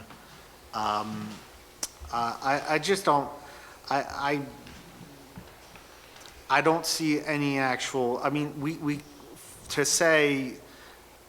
to make the same statements over and over again that committees provide more transparency or they provide more access or, I mean, just thinking about the cost of live streaming this council meeting.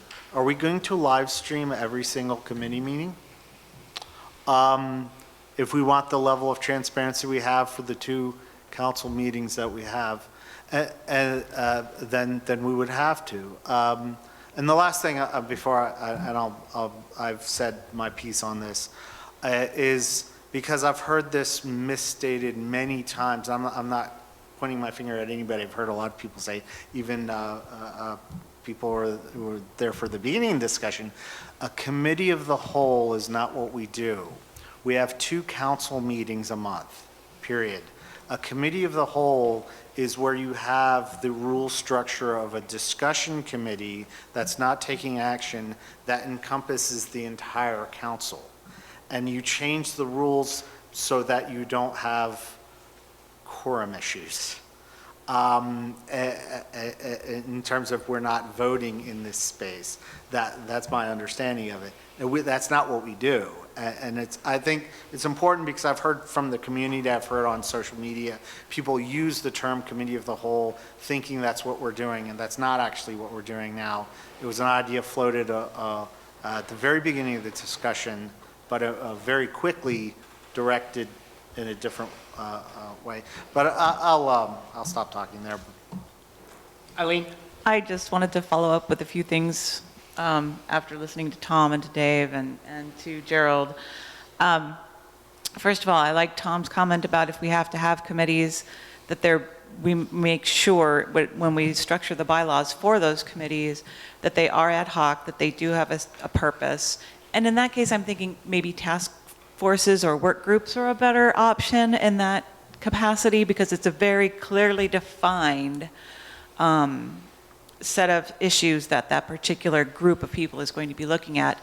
And I would ask that if, when we form these, that part of the bylaws for those work groups or task force is that there is always on the agenda a section for public comment. Always. Can I add to that? Yeah. One of the disappointing, actually, even when we moved away from committees, because one of the things I strive to have is public comment on our committees, even the first, I think it was 6-8 months that we had this, our participation during that, because we definitely added it, it was not a mandate of mine, but to that point where it was happening, Parks was getting a lot of things done. I mean, the public was engaged already at that point, so public engagement will always stay at the forefront, I believe, of this council and definitely of this mayor's objectives, no matter what direction that would take. Okay, that's mostly what I wanted to, and the other thing I wanted to say, also for the general public, I do have all of the spreadsheets that I used to create these summaries. If you're interested in seeing them, they were a lot of work, and I'm very proud of them. I'm happy to share. I'll ask you to turn them into Val. I will turn them in. I will send them to Val, but anybody can contact me directly as well if they would like me to email them directly. I'm happy to do so. I got you, but after Andrew. Andrew had his hand up. I just got a quick question. I think I remember after we did do away with the committees that there could be, for certain projects or situations, there could be ad hoc committees.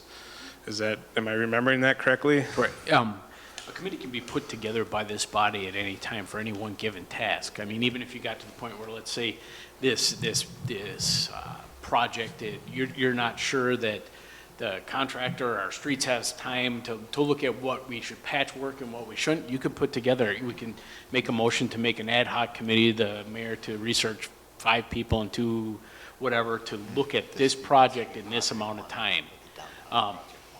Getting it done with all the stuff we have to do, as you listen to the list that we're taking care of, is pretty hard. But at the same time, it can at any one point. Task force being a different thing, they come with suggestions that then turn around are brought to the council as they come with suggestions. One of the things you brought up too, though, was live streaming. Tom did most of those.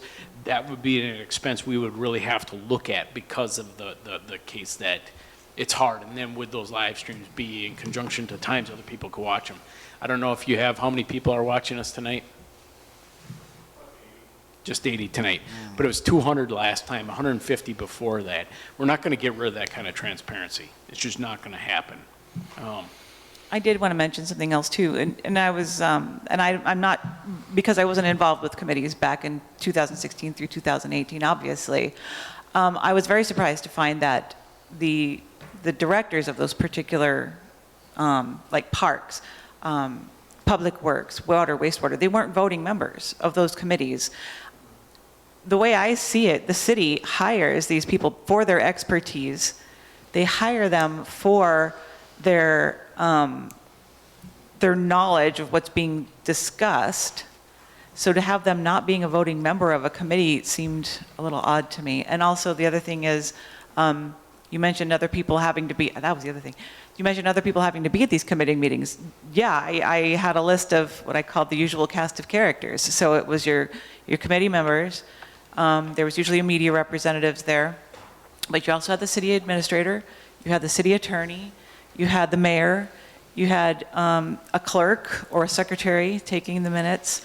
So there was a lot of people involved in these committees. And the money that I talked about that's in the budget, those are just the per diems. Those aren't any salaries or any, hourly paid individuals who also had to be there in addition to that. So that's something else to consider. If I could make a point of information. Sure. To That I'll let you add do. to you. Yes. There was a couple comments on ad hoc committees. Last summer, we did approve an ad hoc committee for the Downtown Works project. And we set up the specific parameters of who is going to be on that committee, why, so not only did we have that provision from the beginning, we used it last summer because of the size of that Stevens Street project.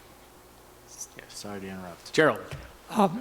Yeah, I find the argument about the amount of money and the amount of employee times somewhat persuasive. I mean, I can see that it amounts to quite a bit, and some of these people could be doing something else with their time. And, in the general parlance, committees have a bad name as something where people go to waste their time. And maybe task force sounds better then. So the idea of appointing a task force for a particular purpose to get a recommendation on a particular topic after they've investigated it, that sounds appealing. I just think one other value of standing committees is you get people who develop some expertise in a particular area. Some get used to understanding what goes in water and wastewater, or what goes on in the street department, or parks, or whatever. And that is part of the institutional memory. That's part of what we need and the information we need as a council. And I hate to lose that. And I guess the other value that I see in standing committees is planning for the future. That seems very hard to do under this present structure, to have ideas come up as to what we should be doing or what we should be talking about doing in the future before it even gets here. I don't want to interrupt you, sorry. That's Okay, when we get to it too, one of the things, and we'll look at it in the policies and procedure manuals, is work sessions that the mayor can call. It's like another meeting, you're right, correct, but it has a very distinct purpose. And so when it comes to looking at our future, we're gonna have a work session coming up where we're looking at the different parts that are in front of us, and we're gonna determine then, live in front of people or whatever, what direction we're gonna take on certain issues. So those things are coming. They weren't that way before because they would be subject to a committee, therefore held by someone or two people's point of view as to what goes on that agenda, rather than all of us working on what is the direction the city's going to have. Go on, Carrie. Yeah, I just wanted to, I guess my interpretation of the committees before, basically, where there was more of a verbal report from the department heads versus just the written report that we receive now. I feel that we as older people have to just do our due diligence a little bit more than what had been done in the past during the committee structure. But that said, I think that's part of our responsibility. I think that if we get our packets and we're reading through it and we don't understand something, there's no reason why we can't email the department head and say, hey, I don't quite understand this. Can you please give me some more information on this? You'll be actually able to ask them as soon as COVID's done. Yeah. They'll be here. Well, we could do that too, but even prior to a meeting, if we don't have an understanding, instead of necessarily wasting the time of the council to get that understanding, I think we can just simply email them and ask to clarify something. I don't think that's unreasonable. I think that's part of what we need to do as elder people to be prepared for our council meetings. And so I think there was probably more back and forth with the department heads, but I think because we have a written report, it eases that time. Ryan before Eileen. I wanted to follow up Go on ahead. her. Yeah, Eileen, go ahead. Okay, I just wanted to follow up on that really quickly. Now I've lost my train of thought. See what you did? I'm just trying to follow the order, man. Ryan, go ahead. Just briefly, I'm okay with whatever this council decides they want to do. Tom, you mentioned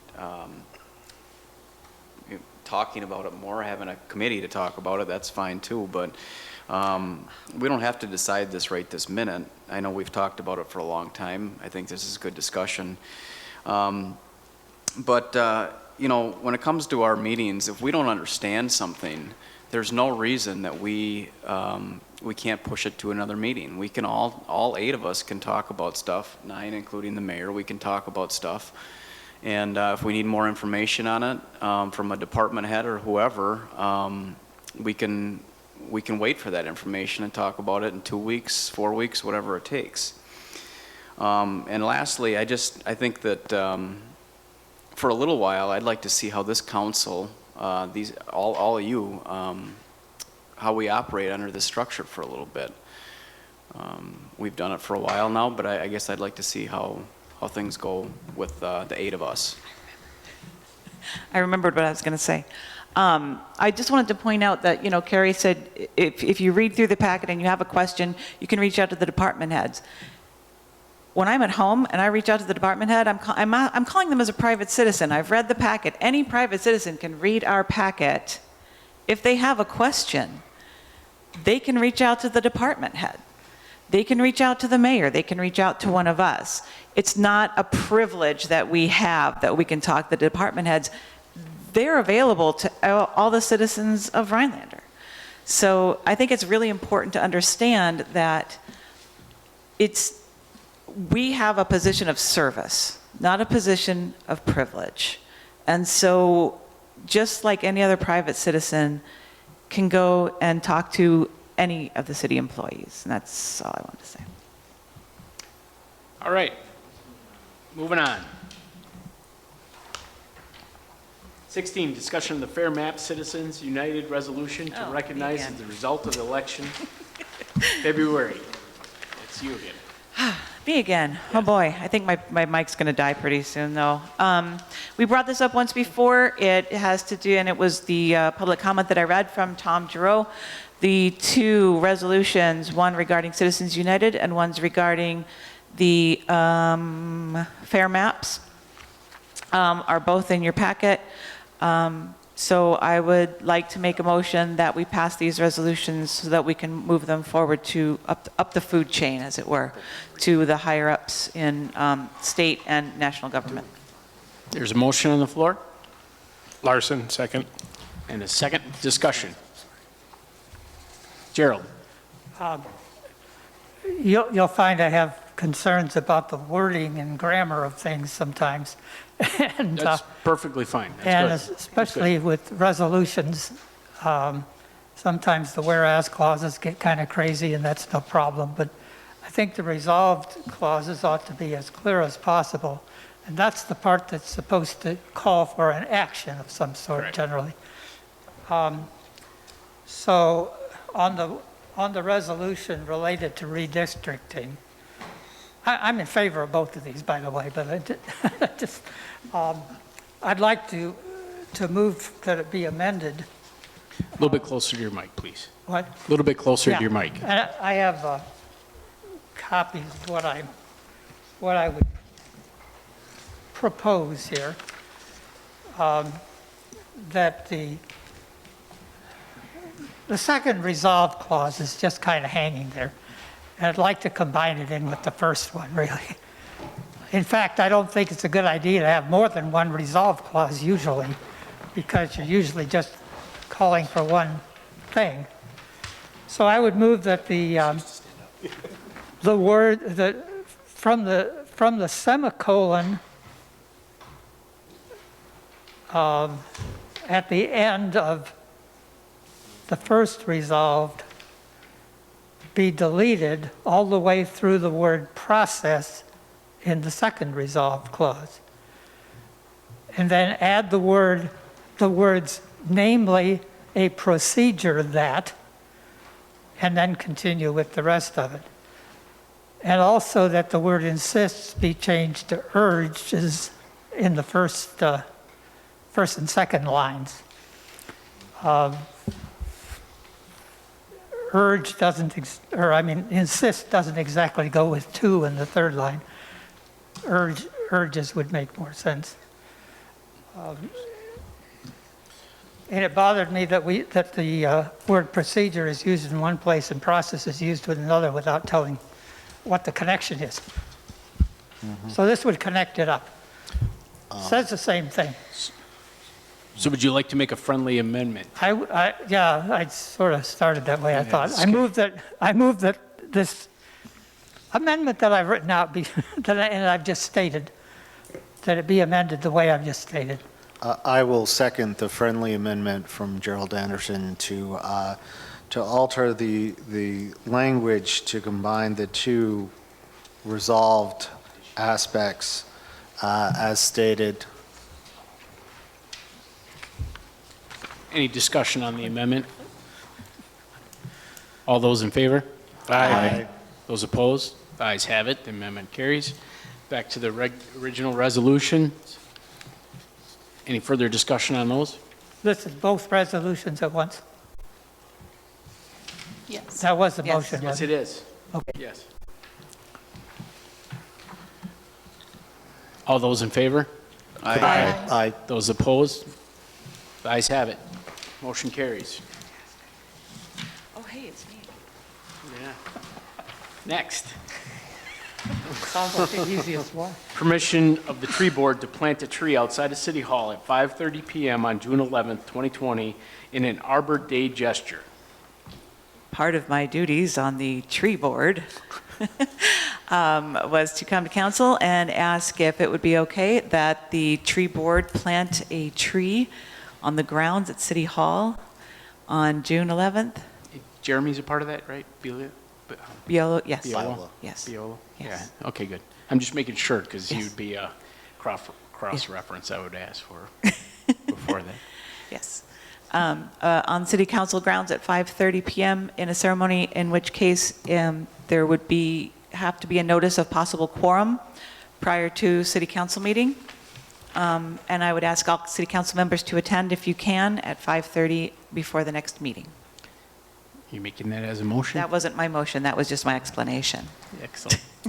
So I would like to make a motion that the council allow the tree board to plant a tree on City Hall grounds at 5:30 PM on June 11th.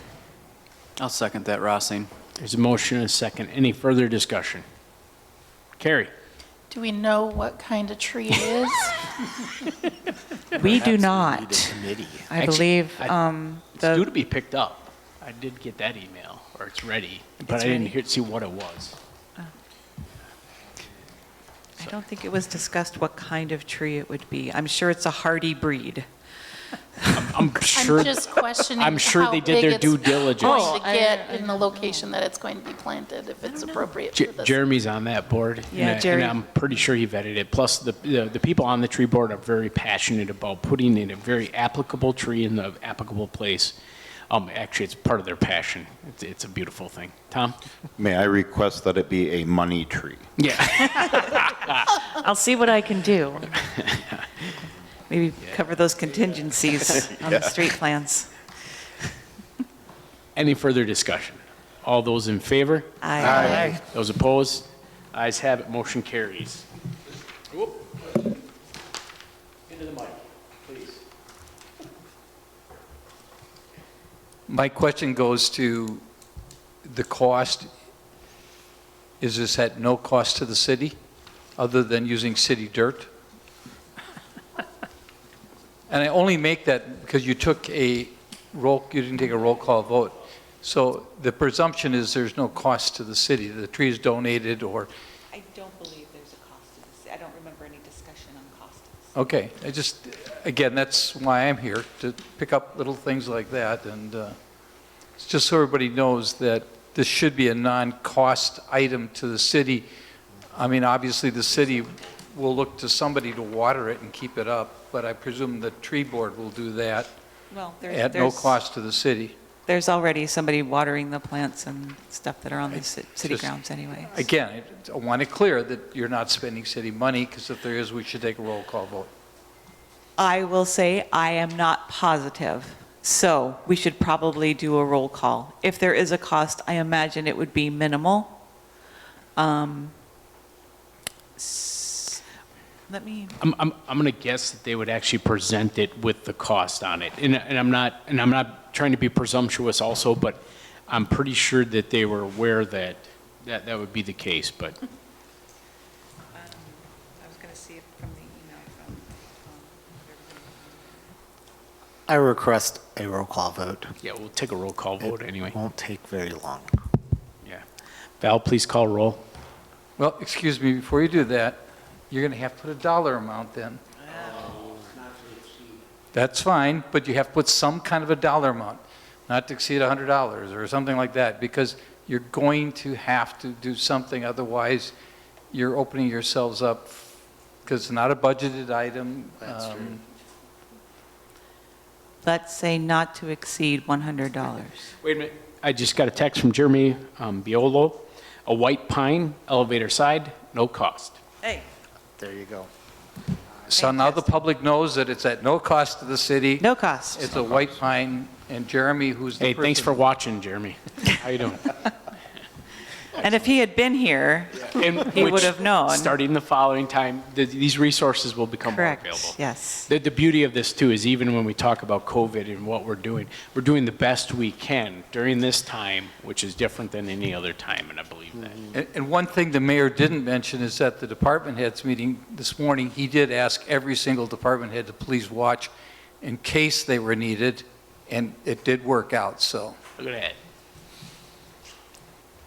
And I'll be getting an open records request on that now.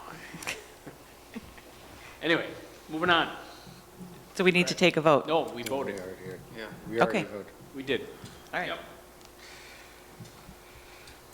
All right, 19, discuss the No, existing. 18. 18. I already crossed it off. How did I do that? Oh, I know why I did that. Basically, discussion of public gatherings based on the recommendations. One of this was, even as the stuff was happening today with the county or anywhere else, do we have any that we would want to recognize? Now, I realize on unfinished business, we are going to be discussing this in two different fashions, a parade and then also a thing.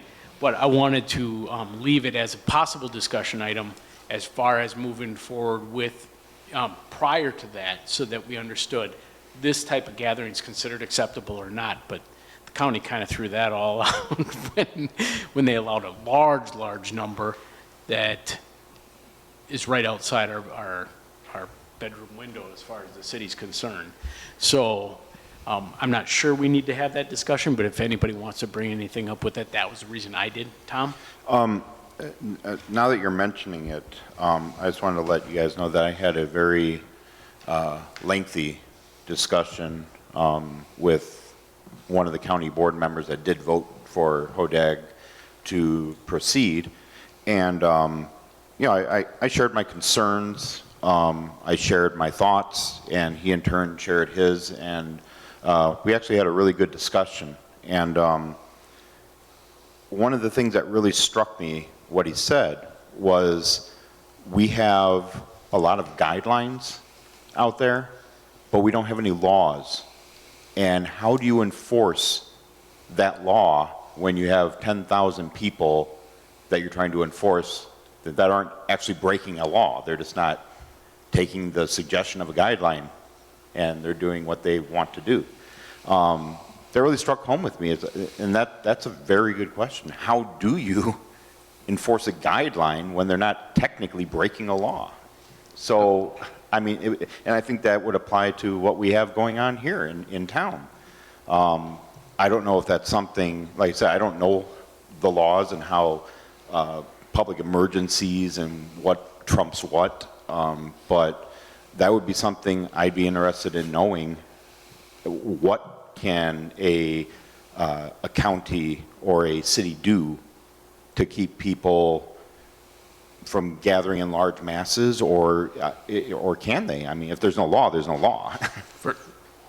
I'm going to answer this as far as what I've figured out or understood from this is when you have polarizing opposite points of views, it's really hard.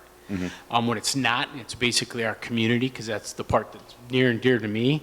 What you're talking about is culture change. And culture change, when it comes to following guidelines, because you're not talking about laws, you can use the E's, the 5 E's, and you'll hear me talk about them quite often. You can educate, you can encourage, you can enforce, you can engineer, and then you can evaluate. And basically what it is using all our capacities to learn what we should be teaching our kids, and then turning around and putting them together with a culture. So we could break it down to, okay, if we disagree or whatever, how can we educate what happens there? You could go out to Hodag yourself and hand out flyers as to what the statistics currently are or whatever.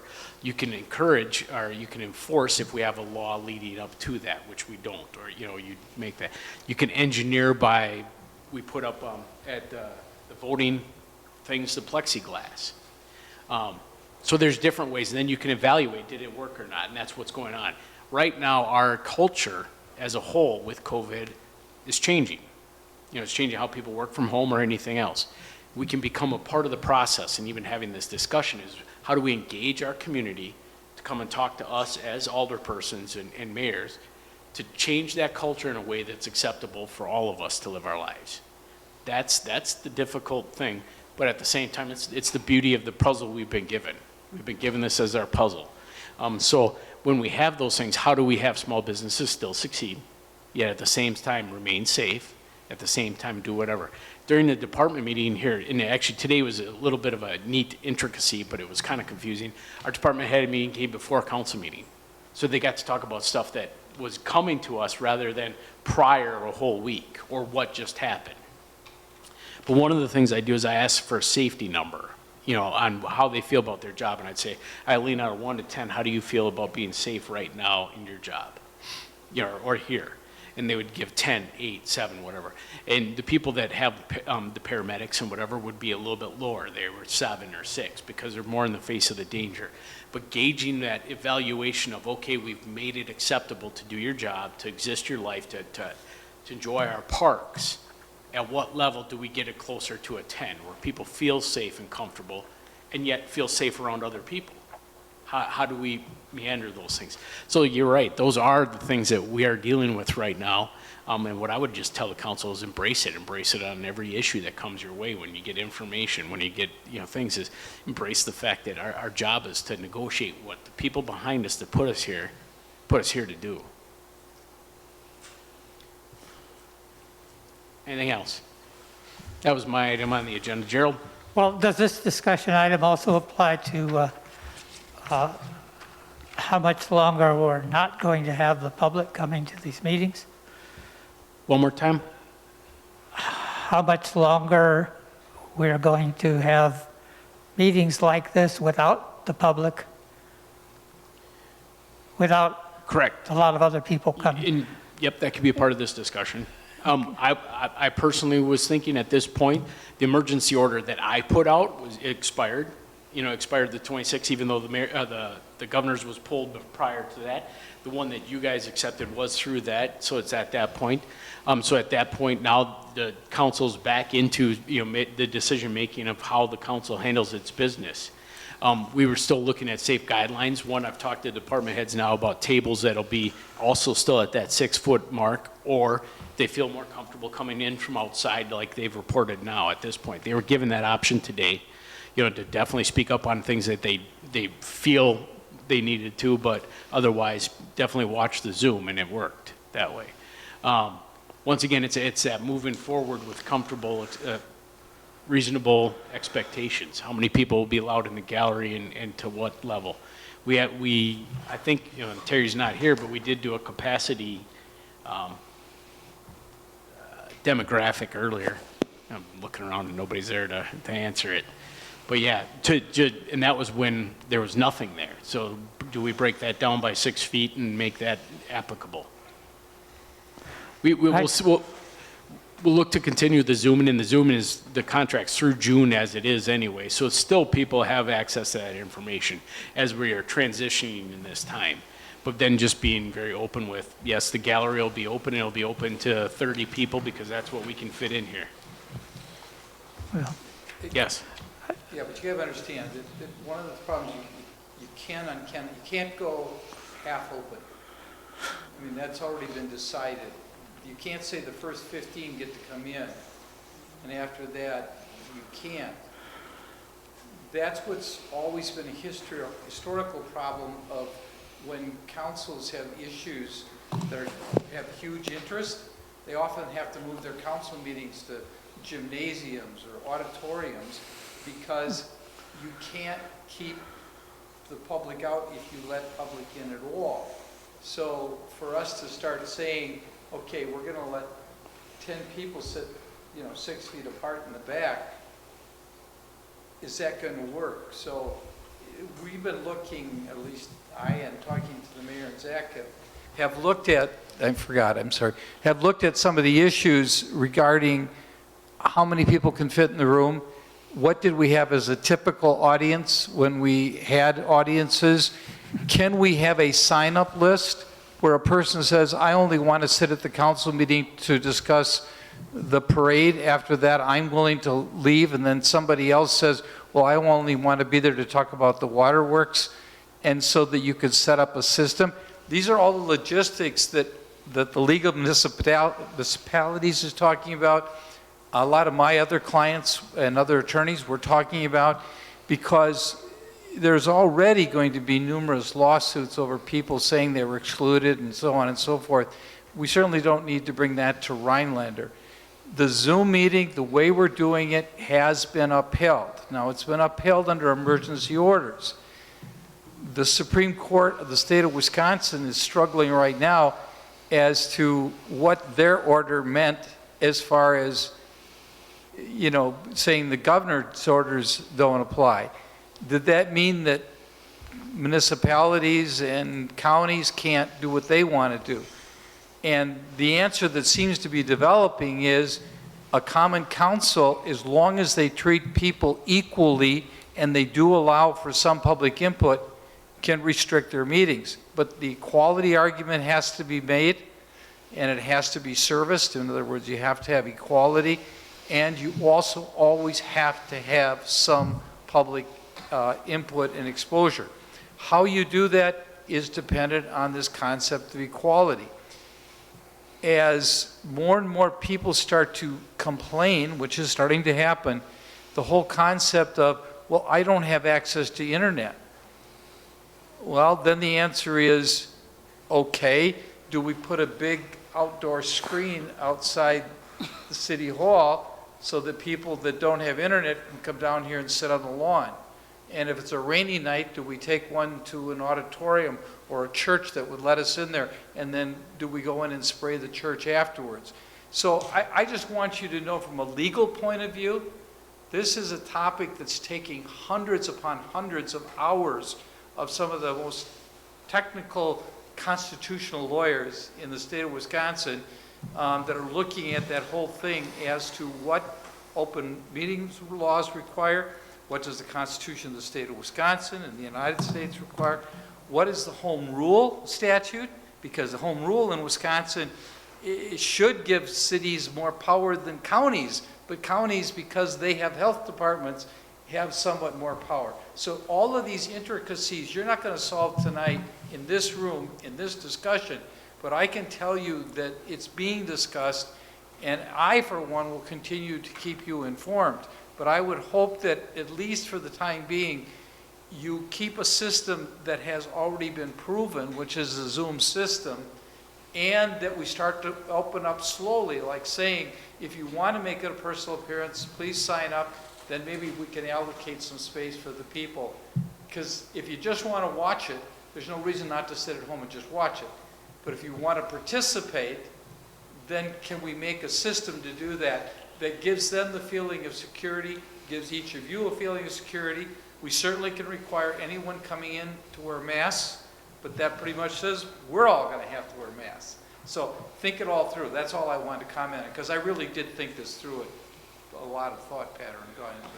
Terrible. Well, I got the impression last meeting that we've pretty much ceded whatever authority we have to the county, but we don't have any report on what the county's doing other than that vague letter from the health department, which kind of, again, leaves us pretty murky, it seems to me. Since it's a discussion item, I guess we can't even There's do no anything. action. Correct. I just want to express that I'm in favor of keeping the present system at least another month. Okay, thank you. Well, and especially now that people are coming up to the area and we don't know what that's going to bring, I think we need at least that much time. Andrew? I guess my 2 cents would just be, didn't the county already kind of make a decision for us already on Little their bit closer to the decision? mic. I mean, I don't know how you can control 50,000 people sitting at a 4th of July parade, you know, I mean, I don't, just my 2 cents. I think we exhausted that for now. All right, discussion of the existing common council practice procedures is adopted by the common council in previous term of the council. Nothing. Nothing at for, this time? For tonight. Okay, excellent. Nothing for tonight. Excellent. Then, closed session. If necessary, to convene into closed session per Wisconsin State Statutes 19.851E, deliberating or negotiating the purchase of public properties or investing in public funds or conducting other specific public business whenever competitive or bargaining reasons require a closed session. A, discuss the parameters for acceptance of donation of the city land to the city. The council will return to open session and may act upon this. B, consider acceptance of the land donation. I will make a motion to go into closed session for the above stated purpose. Larson, second. There's a motion and a second. All those in favor? Aye. Aye. Those opposed? Ayes have it. We'll take it. Oh, that's a roll call? Sorry about that. Val, roll call. I keep forgetting. I got it now. Aye. Rossing. Aye. Kelly. Barnett. Aye. Larson. Aye. Anderson. Aye. Holt. Aye. Nichols. Aye. Ayes have it. Move into closed session. 2 minutes. Everybody turn your mics off. Hey, Forget to turn it back on. Oh, it's on red. Oh, we turned the mics off, yeah.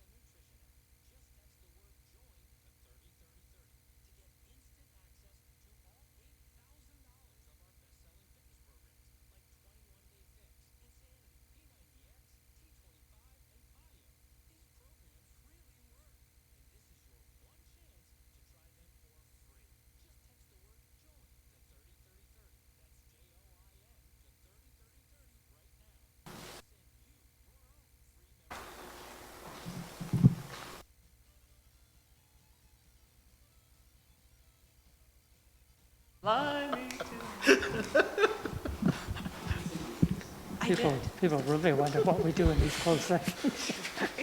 If we're like this. All right. We'll return to open session. I'd make a motion to accept the donation of a piece of land, specifically parcel RH-574. I will second the motion for the city to accept. All right, there's a motion and a second. Any further discussion? If not, I'm going to actually have Zach call roll because this will have some financial implications. Go ahead, Zach. Can we state for the record what the financial implications will be? Yeah, it'll be taking a piece of property off the tax roll and giving it to the city. So therefore, it'll be removing some tax source. Do we know how much those taxes were? Yeah, I asked Steve to look that up. It was around $100, I think, a year. Okay, so we're not talking a substantial Nope. tax depletion. We're talking less than $200 a year. Okay, Yes. I just wanted that clear.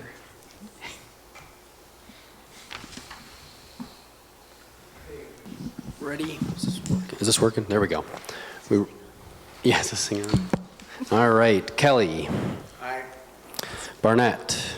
Aye. Larson. Aye. Anderson. Aye. Holt. Aye. Mikulášský. Aye. Daniel. Aye. And Rossing. Aye. Ayes have it. Thank you. Unfinished business. Discuss allowing alderpersons to participate in meetings remotely. Because this is discussion, not action, we're going to allow it. There's a parliamentary thing that if something's voted upon, then it has to stay off for X amount of time, but we'll allow the discussion. Gerald? Well, I just, for reasons I've stated before, both regarding the pandemic and also regarding just the fact that some of us may be snowbirds in some form or another, or have reasons to be gone, and I'm going to have another surgery, so I'll be gone for that too. It seems like it would be useful to have some method for us to participate in these meetings remotely. I'd be interested in hearing a little bit more about how it worked back in the dark ages when members were allowed to vote by telephone. But I've also tried to look into, what it would take to do it by Zoom or something like that, and I put my son and grandson to work on that to see what the alternatives are, because I've been hearing bad things about Zoom in terms of security and stuff like that. But most of the other companies are Chinese companies, so not so sure about that either. It just seems like in this day and age, there ought to be some way to do that. And I've heard the security concerns as far as closed sessions, and to me, it would be an improvement if we could at least vote on regular session stuff and skip the closed session, if any. But just like at some point for us to get that kind of possibility going. I can assure you a couple things is one is technology advances or that people come up with this. Steve, one, just amongst his grouping of people, they look at it quite often, like how to participate from different locations. So it's something that's constantly being explored. Zach here has worked with tech a long time, so those things are being explored. I can tell you that one, to reverse our decision probably wouldn't happen, but we do have the ability, and we looked at once or twice already, suspending the rule to allow it. So as it gets closer to the time of a surgery or something, asking to suspend that rule for that surgery, for that purpose, for that whatever, it's a whole lot easier to do that than just say, I'm going to take off for 5 months and I can vote from Mexico. That's a consideration of the council. I think we've also, one of the and it doesn't have to go back to the dark ages, but it has to do with the actual feelings of the people and the present in the room is if it's important to you, you'll make this the best you can. And if it's a consideration to do something different, then you ask, the permission to suspend that rule. based on your participation up to that point, or what's going on, not any one individual item on an agenda or anything else. So there is a way to go about it at the time that anyone is leaving for any one purpose that they ask to suspend that rule. And then it can be in consideration. I think what we passed was an overall rule that had to do with the safety, the security, and the reasoning of votes and being present. So that would be the history behind that decision. I think it would stay firm, and once again, we wouldn't be able to vote on it at this point anyway, but I would like to assure you that it's being looked at for those possibilities, how to do it securely. Eileen? I do remember in the past being present in the audience, or the peanut gallery, or whatever you want to call it, for a meeting or two where they tried to have participation by phone, and it was a nightmare because their connection kept dropping, and then they would call back and wouldn't know where they were at in the meeting and that kind of thing. And I do remember when you passed the rule against it, that you did say it could be rescinded for extenuating circumstances. So if there are extenuating circumstances, I think it would make sense. David? Thank you.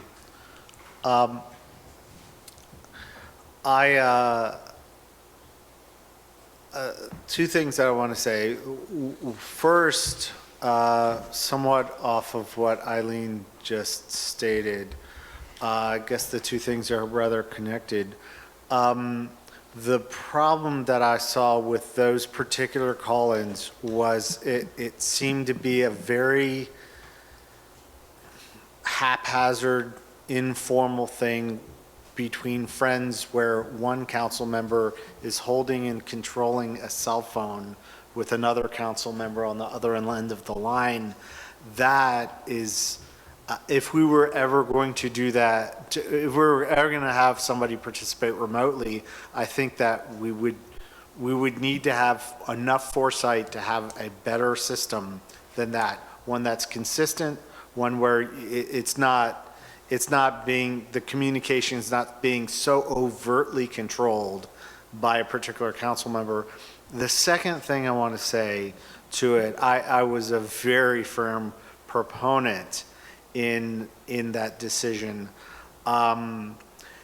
However, and I think that this is a lesson to take in all of the decisions we make as a council.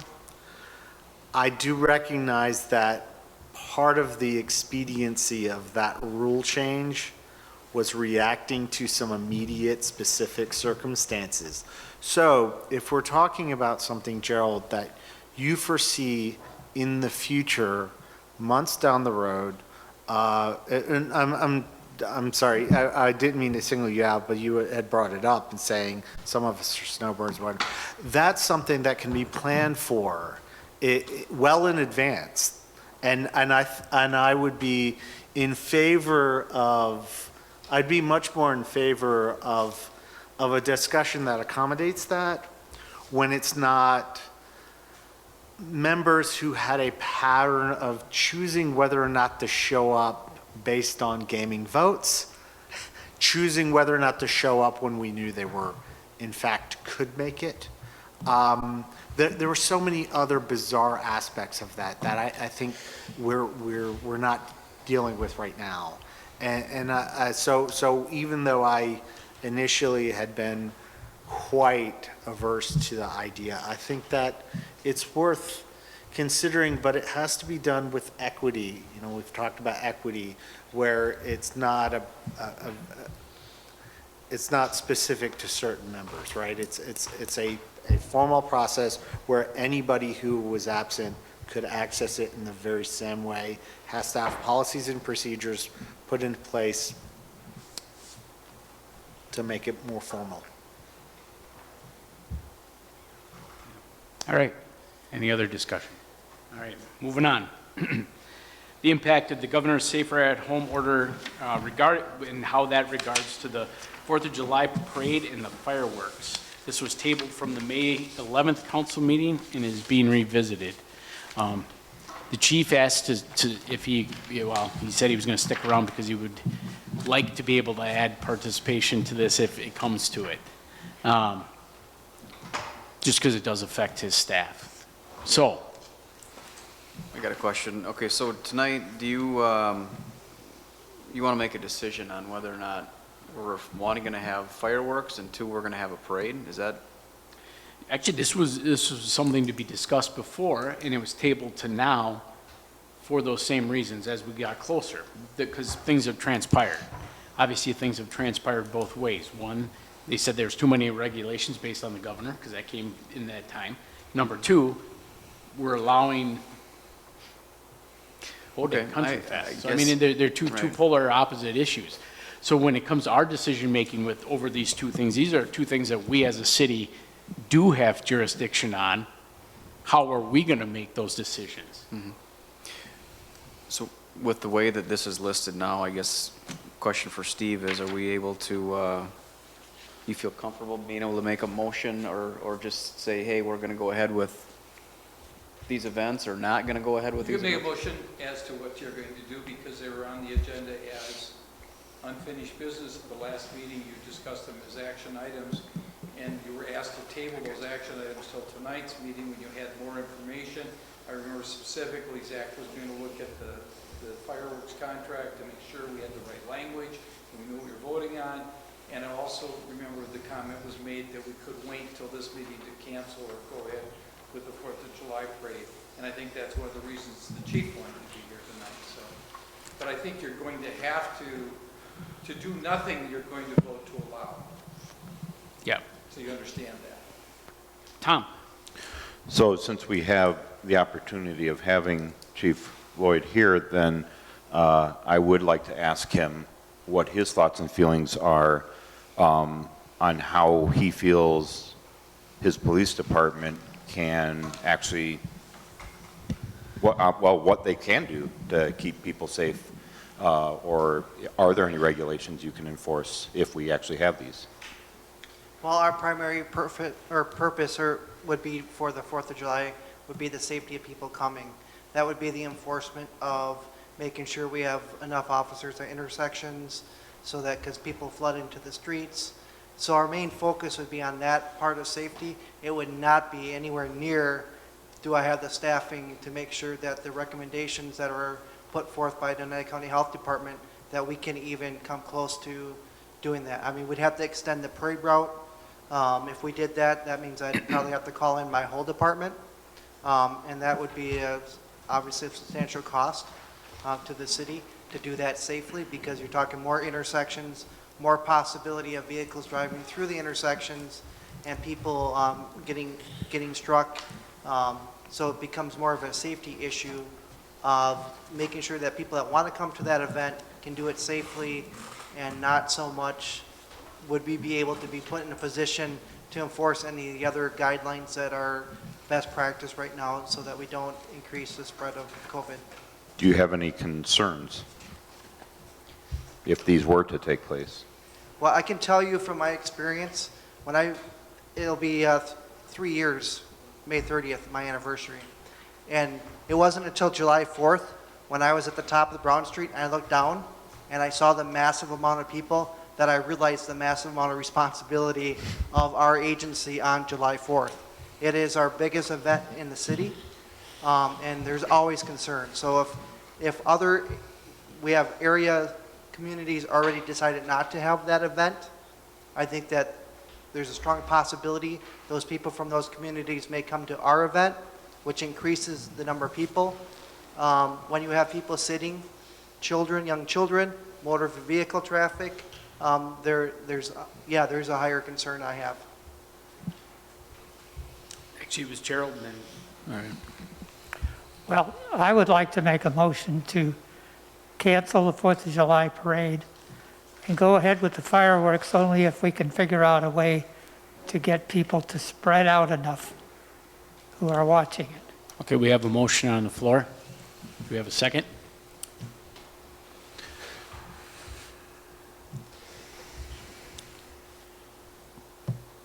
I'll second that, Gerald. All right, we have a motion and a second. Further discussion. I'd like to. Did you want to discuss that?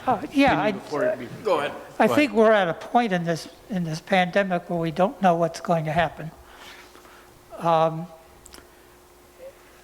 We don't have any control over the Hodag Fest, but we do have control over these two items. It seems to me that there's no way, and listening to the chief, I agree, to keep people at safe distances or to maintain other kinds of safety with the parade. The fireworks seems like it could be different.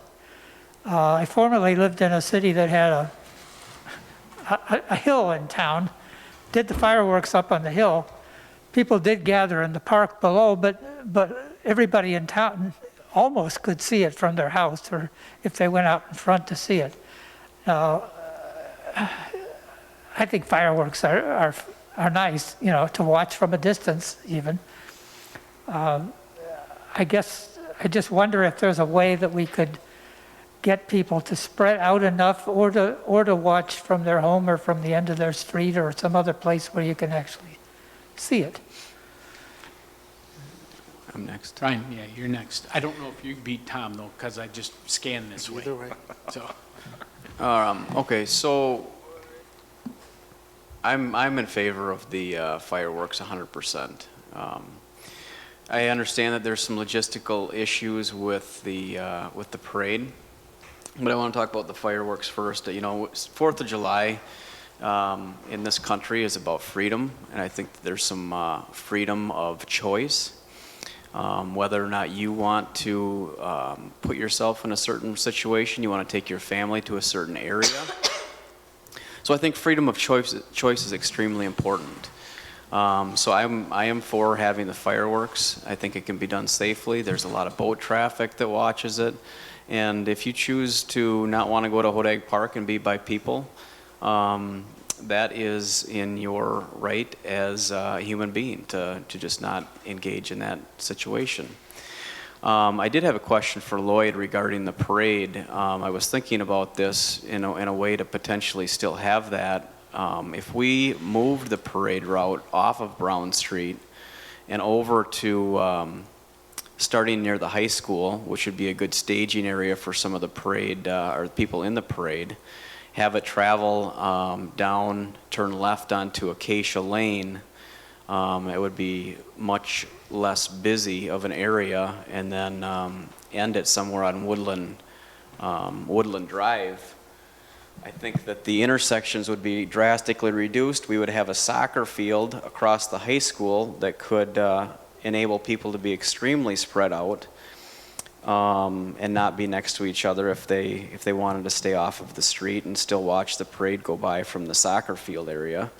There's some parking with the high school parking lot area, also James Williams Middle School area, and then Woodland Drive is extremely long as well if people chose to watch the end of the parade there. So that was just some thoughts. I'm not saying that we need to endorse this as a city, but if we were looking for ways to still hold the parade in a different location that was not as busy and could accommodate people to be more spread out, I guess I'd be curious what the chief would think about that area for Rhinelander.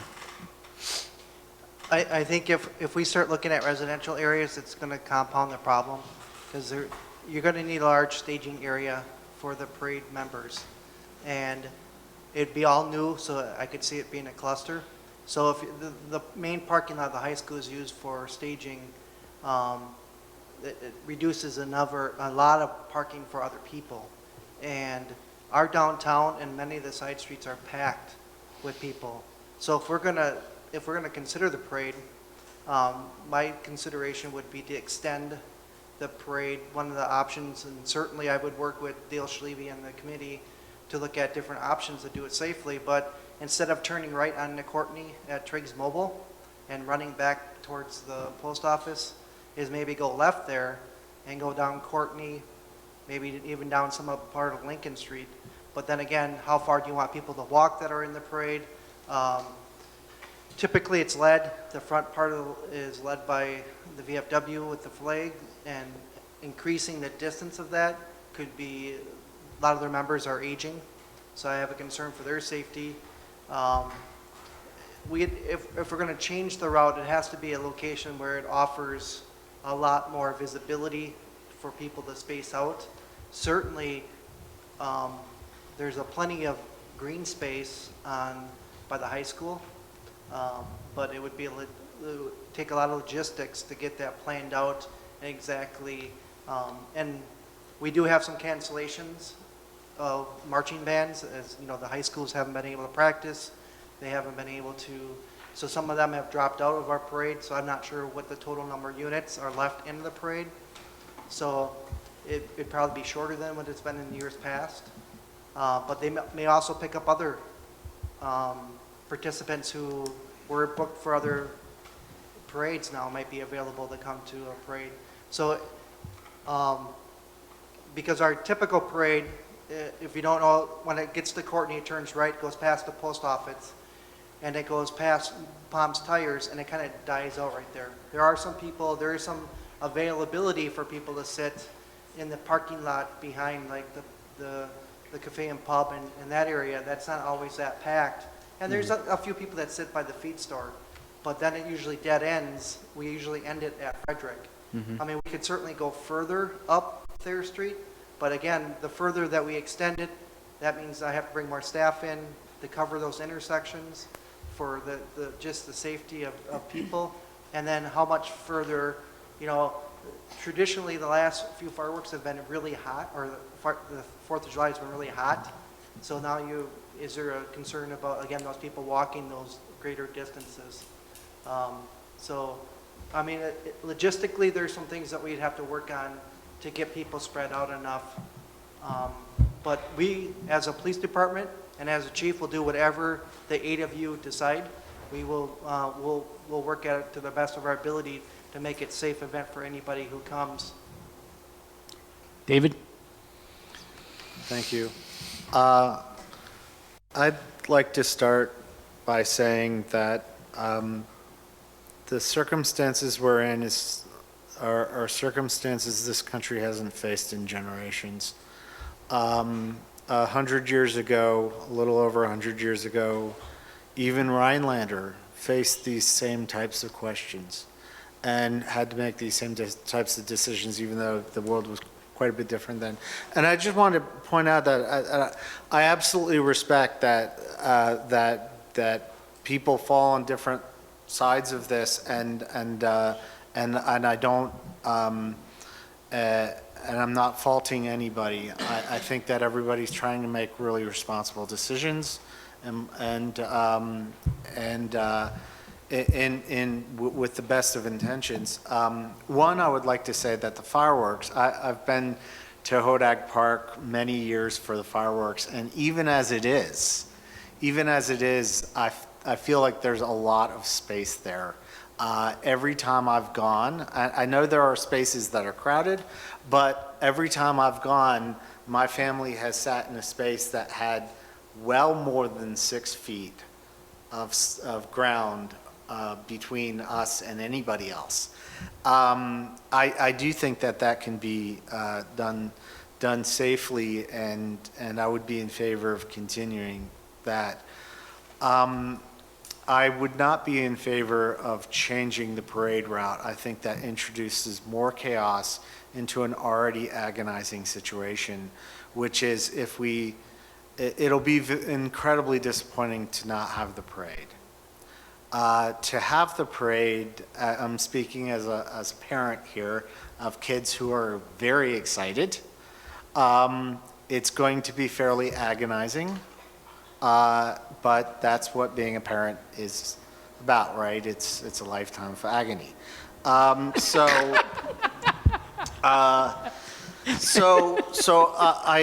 think that if we're going to have the parade, we should just have the parade. I think that with the best of intentions, I understand trying to modify it, but I feel like it'll just create more chaos to an already tense situation. I'm torn when it comes to having the parade. I will be torn all the way up until that point. So, but I can say with certainty that I think that we should definitely have the Hodak Park fireworks. I think we can do that safely. Tom? I think the chief brings up some very good points about the parade.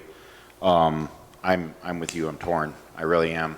So many things have been canceled, and there's been a lot of disappointments, but I think, I would hope that most people would understand that canceling decisions is made with the very best intentions for the safety of the community. And I also agree with you that I respect both sides of the coin on where people lie on, their beliefs and how they want to deal with the pandemic. And I myself have flip-flopped several times of being completely, gung-ho about, who cares, and all the way to, where's my mask? Every day there's something new and it changes, and it's beyond frustrating. My only concern with having the fireworks would be that same influx of people that the chief is concerned about the parade. What about adding another 300-400 people to the mix at Hodak Park on top of what we already have there during the fireworks? Because we will be the only fireworks around. I believe a lot of people have canceled their fireworks. Yes, we did get the notification from Lauren Sackett that said, right. Majority of canceled parades. Right. Some have kept the fireworks. Some have kept fireworks. Now, that being the case, what I'm going to add to that is, one is the logistics of the park and parking and everything else. I won't say it will limit it, because there will be people that'll push it, but I believe it already has a possibility where people will get there, and if you're already parked out to Right. Moonlighting Bar, Right. you're not going to walk that far for the, you're going Right. to say, no way are there too many people there. So I still believe in the fact that humanity will rule on the rights and responsibilities of, okay, there are too many people here versus not. Right. And I could be wrong, but we're also leaving that choice up to them at that point. Well, my gut tells me that I have 100% faith in our police department, that they can do what needs to be done to keep people safe. So if my fellow alder people want to proceed with the parade and the fireworks, I would only ask that during the parade we have a contingency that we don't throw out candy, at least, so that we're not adding that danger to the mix. I will ask later if there's a friendly motion to Gerald's original motion, and the reason being is we're discussing it now, whereas if it wasn't a parade and it is the fireworks. Okay. And that's perfectly fine, because we're allowing this discussion and we're thoroughly vetting this, because they're both on the same Right. topic, but I'm going to tell you that I will revisit whether or not you want to have a friendly motion on that. Right, and I'm just letting my fellow Right. alder people know where Correct. I stand on that, and that I will support, that decision, because I honestly don't want to see more things canceled that have already been canceled, but I also want to be safe about it. And if there's a couple of contingencies that may be a nuisance, but it's keeping people more safe, then I don't see a problem with it. Andrew? Two things. One, the quality of the parade. If people cancel, and what are you going to have left, So that's. But the other thing is seeing if we can open up some of those ball fields at Hodak Park, so people could sit inside. You got to have your perimeters for the fireworks, but there's still a lot of room that could be utilized for people to sit. So, yeah. Eileen had her hand up, and then you, Tom. Relax. Sorry. It's not important. I just wanted to say, I think if we changed the parade route, we'd have some angry downtown businesses, because I do think they rely on the business that comes in from the people who are sitting out in front of their businesses, whether that's a consideration at all. I also agree with extending the parade route, having marched in the parades in the past in various capacities. If it goes another mile, you're going to have some really unhappy folks in the parade. I do like the idea, I will tell you why nobody sits at the end of the parade route. Nobody sits at the end of the parade route because there's no candy left. So, if they're not throwing out candy, then there's no reason why you can't spread out and go further down the parade route. Just going to throw that out there. The other side of that is, if you're at the end of the parade route on a rainy 4th of July, you get all the candy. And my children discovered that as well. So, because they didn't throw as much out because there weren't as many people. So I think if there is no tchotchkes being given away and candy being thrown out, you might see people spread out a little further. Tom? I just wanted to ask Lloyd, would throwing candy this year be any more dangerous than in past years? One of the Covered in conditions COVID. of the parade is they are not supposed to throw candy. So, it is something that we do, again, we don't, when I worked here in the 90s, the 4th of July parade was a big deal. The whole department worked. But because of overtime issues through the years, the number of staff that we have working has been significantly reduced. So we don't have the staff at every corner. When we do see something like that, we do walk up, we talk to the person, but again, it's policing themselves, and the joy of the 4th of July is they're going to throw candy, whether you tell them not to. As a matter of fact, this year, before even COVID, seeing that we had some situations last year that were dangerous, that I was going to talk with the street department about snapping another line just outside the curb line, and just walk down, have my officers as they walk down to their post to talk to the people about making sure their children don't go past that. Because some of these units that are in the parade need a lot of room, which would also eliminate going in residential areas because of the width that they need. So there's concern about kids always running out and getting candy. So we do try to address that, and to the other thing that, as Eileen suggested, the downtown does get heavily patronized on that event. It's one event that we don't come to council and request it not to be enforced for open containers. We just physically cannot enforce open containers during the parade time period because there's so many people that walk outside of an establishment with an alcoholic drink or a different situation like that. After the parade is done and people start to disperse, then we do get into the enforcement mode that we can handle, and we do send people, but most of the time we don't have to. Most people are respectful, they understand what our city ordinance is, and they go back into the licensed establishment. So I just wanted to make you aware that the throwing of candy, what it's supposed to be is you're supposed to have somebody walking alongside dishing out candy. You're not supposed to throw it from the vehicle or from the unit, and that's where we have the dangerous stuff involved. And even if the parade committee went down to every single person in the parade, it would happen. It's just human nature. People are going to do it.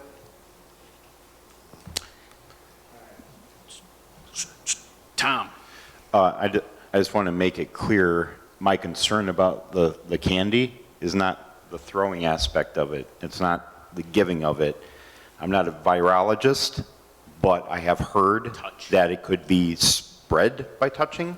So say someone putting out candy has the virus, now you're giving that little kid. Just so you know, the area of which people are sitting in a congested area, Yeah. the cough is by far the worst. Right. So even like touch to whatever. Right. Congregating that many people in a limited area is by far the larger danger. Well, sure, but if we have these, isn't just taking away at least a little bit of risk worth it? If it's just not throwing out candy? Every little part, but that's Right. then would you stop on the risk part because of it? And that's, Well, no, it's neither here nor there. but even if we can take a little bit of that risk away by not, just this year, not doing candy because of the fear of it being spread through touch, I think is reasonable in my opinion. And I guarantee the first unit that we tell them to stop that, we will be the Grinch Police Department. because of the history of a parade and what people do at a parade. Right, right. Carrie? Yeah, so in talking with people prior to this meeting, because I knew this was going to be on the agenda, the people that I spoke with are in favor of continuing the parade, be it with parameters or whatever we might set. And basically, it's, you know, one, it is to recoup some of the money lost in the downtown businesses. Also, people have the freedom of choice to go. If they're not feeling safe, they can choose not to go, or they can choose to wear a mask if they do go. I think that's part of the freedom Ryan was talking about, that we all have that choice. So that being said, I think based on the comments that I've received coming into this meeting, I would have to vote that we would have the parade and fireworks. Since that, Andrew? Who's going to enforce the perimeters? The parameters? Yes. I mean, how are you? Virtually not enforceable because there's no law behind them. No. Well, no, I understand, you know, but it's, we keep hearing the parameter, you know, and it's like, there really is no parameters. Right, it was meant to, like, if there was candy or not. Yeah, no, I totally understand, but I guess I'm going to be that guy, but it's just like, can our hospital handle it, you know, a month down the road or 3 months down the road? I mean, is that, I appreciate everything the police department does, you know, but. I can tell you, not on the parade issue, but on Country Fest issue, I've been approached by medical professionals that have stated their opinion to not have that gathering. And it's been resounded over and over again as far as our area is meant to serve 20,000 people tops, and when you add to that, it's not meant to do much more than that. That being the case, we've already made one decision that way far exceeds it today as a society, as a group, as a community of the area, the county, and whatever. That being the case is our freedoms or liberties or whatever. We right now, when we talk about this, we talk about this from a lot of different areas, and we talk about it with projections with the budget and economic impacts and some of the other things with that. It encompasses a large amount of what we're taking so far. One of the good things we have when it comes to recruiting jobs right now is we only have 8 cases in the northern part. So if you're down in Kenosha working at a wastewater plant where things are happening bad and the economy is still going bad, we have a job opening, you can come and look, and we're safe. We've already been safe. That's a good thing.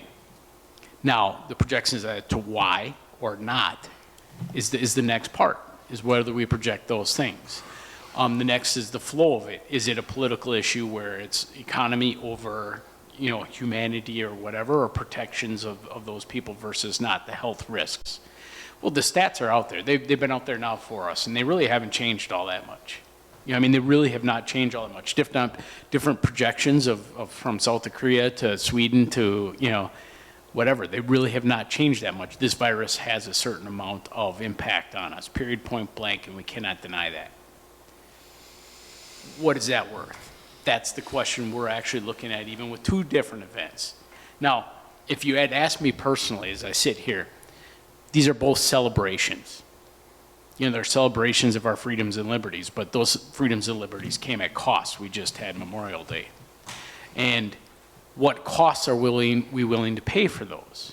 You know, if it's somebody else paying the cost, therefore it's like Country Fest, well, we shouldn't have it because it's going to cost them and not us. Yet it's downtown businesses or whatever, is it us or them, once again? Those are the questions we are really looking at and we are really answering today. Now, we've had X amount of time to get to that projection, and now it's the risk or reward of taking the choice and making it, and it's on us. It is truly on us. That being the case, even at this point, if there's no further discussion, I'll take a friendly motion if you want to make it, or we can vote on the original motion that's on the floor. Yeah. Okay. The motion on the floor was, Val, please state it back for us. The original motion was by Anderson, second by Larson. Thank you. Motion by Anderson and second by Larson to cancel the parade and proceed with the fireworks if they could get the attendees to social distance. Does that sound correct? Yep. Okay. Any further discussion? Yeah, I was just going to say, I think after Lloyd's discussion about the parade, I think that I'm going to be in favor of the motion. And after your comments and the congestion of the people downtown, and I think without the candy, not that the candy is everything, but, you know, people come down there, the kids enjoy that. It's going to be one less thing. So I think I'm going to be in favor of Gerald's motion. Yeah, to not have the parade. I'm also in favor of not having the parade with the original motion. However, the second part of the original motion stated having the fireworks if, how did you phrase it, Val? If we can enforce? I have, if they could get attendees to social distance. If they could get attendees to social distance. I have a problem with that phrasing because I don't think we can make a motion that the public has to social distance. Otherwise, we won't have fireworks. You know what I'm saying? Because that's where we're going to have the fireworks if, that's the word, that's the problem, if we can get people to social distance. So we're going to have to make a friendly amendment, I think. I think our attorney's value decreased by the hour. He looks pretty tired. My day started at 4. Am I out of line here? We're getting the $25 version of the opinion now. Because they always talked about making it a If I could really specific. make a parliamentarian suggestion, separate the two, would you please? Yeah. I mean, would you Yes. vote on the parade and vote on the fireworks separately? I mean, and if, let's go to the fireworks. You're right, you can't, if we can get them to socially, we could define what is social distancing. If we could, all you're going to do is say, if you're going to encourage social distancing. Gerald? You're really voting if you're going to have a parade or not. The wording, take out the if and have it be and attempt to encourage social distance. Okay. In your original motion, you want to separate it into two motions too? I didn't. Okay. I'm just going to change the wording of the second. Okay. David, or Andrew, you seconded it. Do you second the word change? Yeah, yes. The word changes to encourage social distancing. Yes. Correct. We're just encouraging, We're just encouraging. not mandating, not enforcing, just suggesting, encouraging. It's not a law. Yeah. If I could please have someone read back exactly what it is that they wanted. I have, okay, to proceed with the fireworks and to encourage social distancing? Is that what you want? Yes. Okay, thank you. Just, do we know for sure what Jeremy found out about the fireworks? Well, it's The contract. currently scheduled under contract to be July 3rd because we lost the 4th of July this year. So is it going to be, what day is that going to be? Do we know for sure? Yeah, the 3rd is. Yeah, we were pushed to a Friday because of our contract. Now there's cancellation. Mike? Oh, I see. Anyway, we were scheduled for a Friday fireworks due to the large amount of contracts they had, of which they've discontinued, and maybe we can move to the 4th as far as that goes. I do not know what was found about that. To my knowledge, that question was not asked, so if we have a preference, if we could maybe get that some consensus, I'm happy to go through the motions and check on that, Well, if that's a question. It's very significant for my staffing. The more notice I can do, or that I have to, because I'm gonna have to order staff in for the event. So the more notice I have and what day, it certainly makes staffing on my end a little easier.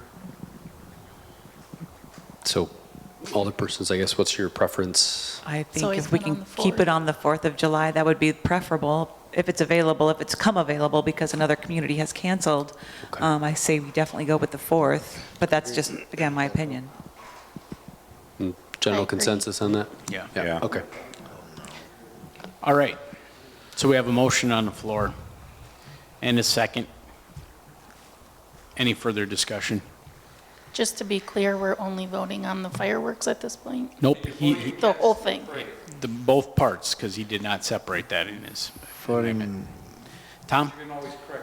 I'm still really, really torn on this, and I think we need to really take a minute and make darn sure we want to do this, because and again, like I said, I'm on the fence. I go either way on it. I can come up with 100 don'ts and 100 do's, but I forget who brought it up, but it's a really good point about the businesses already suffering. I mean, tonight we awarded a hero award to someone who's trying to help those businesses, and it would be a shame to take that help away that's coming down the line in a month or so. And I don't know. I really don't know how to vote on this. I'm torn. I guess I would ask my fellow alderpersons, you know, in their heart of hearts, what is your guys' thought? I mean, do you really want to cancel that? Tom, I don't think anybody really wants to cancel it. I think, Well, I mean, you know what I mean. yeah, I know what you're saying. I'm torn as well. I can tell you from the calls I received, when it came to larger gatherings, Yeah. it was a resounding no. Don't have them. Granted, yeah, I tell you the truth, I don't think I received one that said, yeah, that should go on. Well, that helps. Yeah, and I don't, you know, that's been what I've heard from my constituents. Repeat the motion again. That's all right. No, you're fine.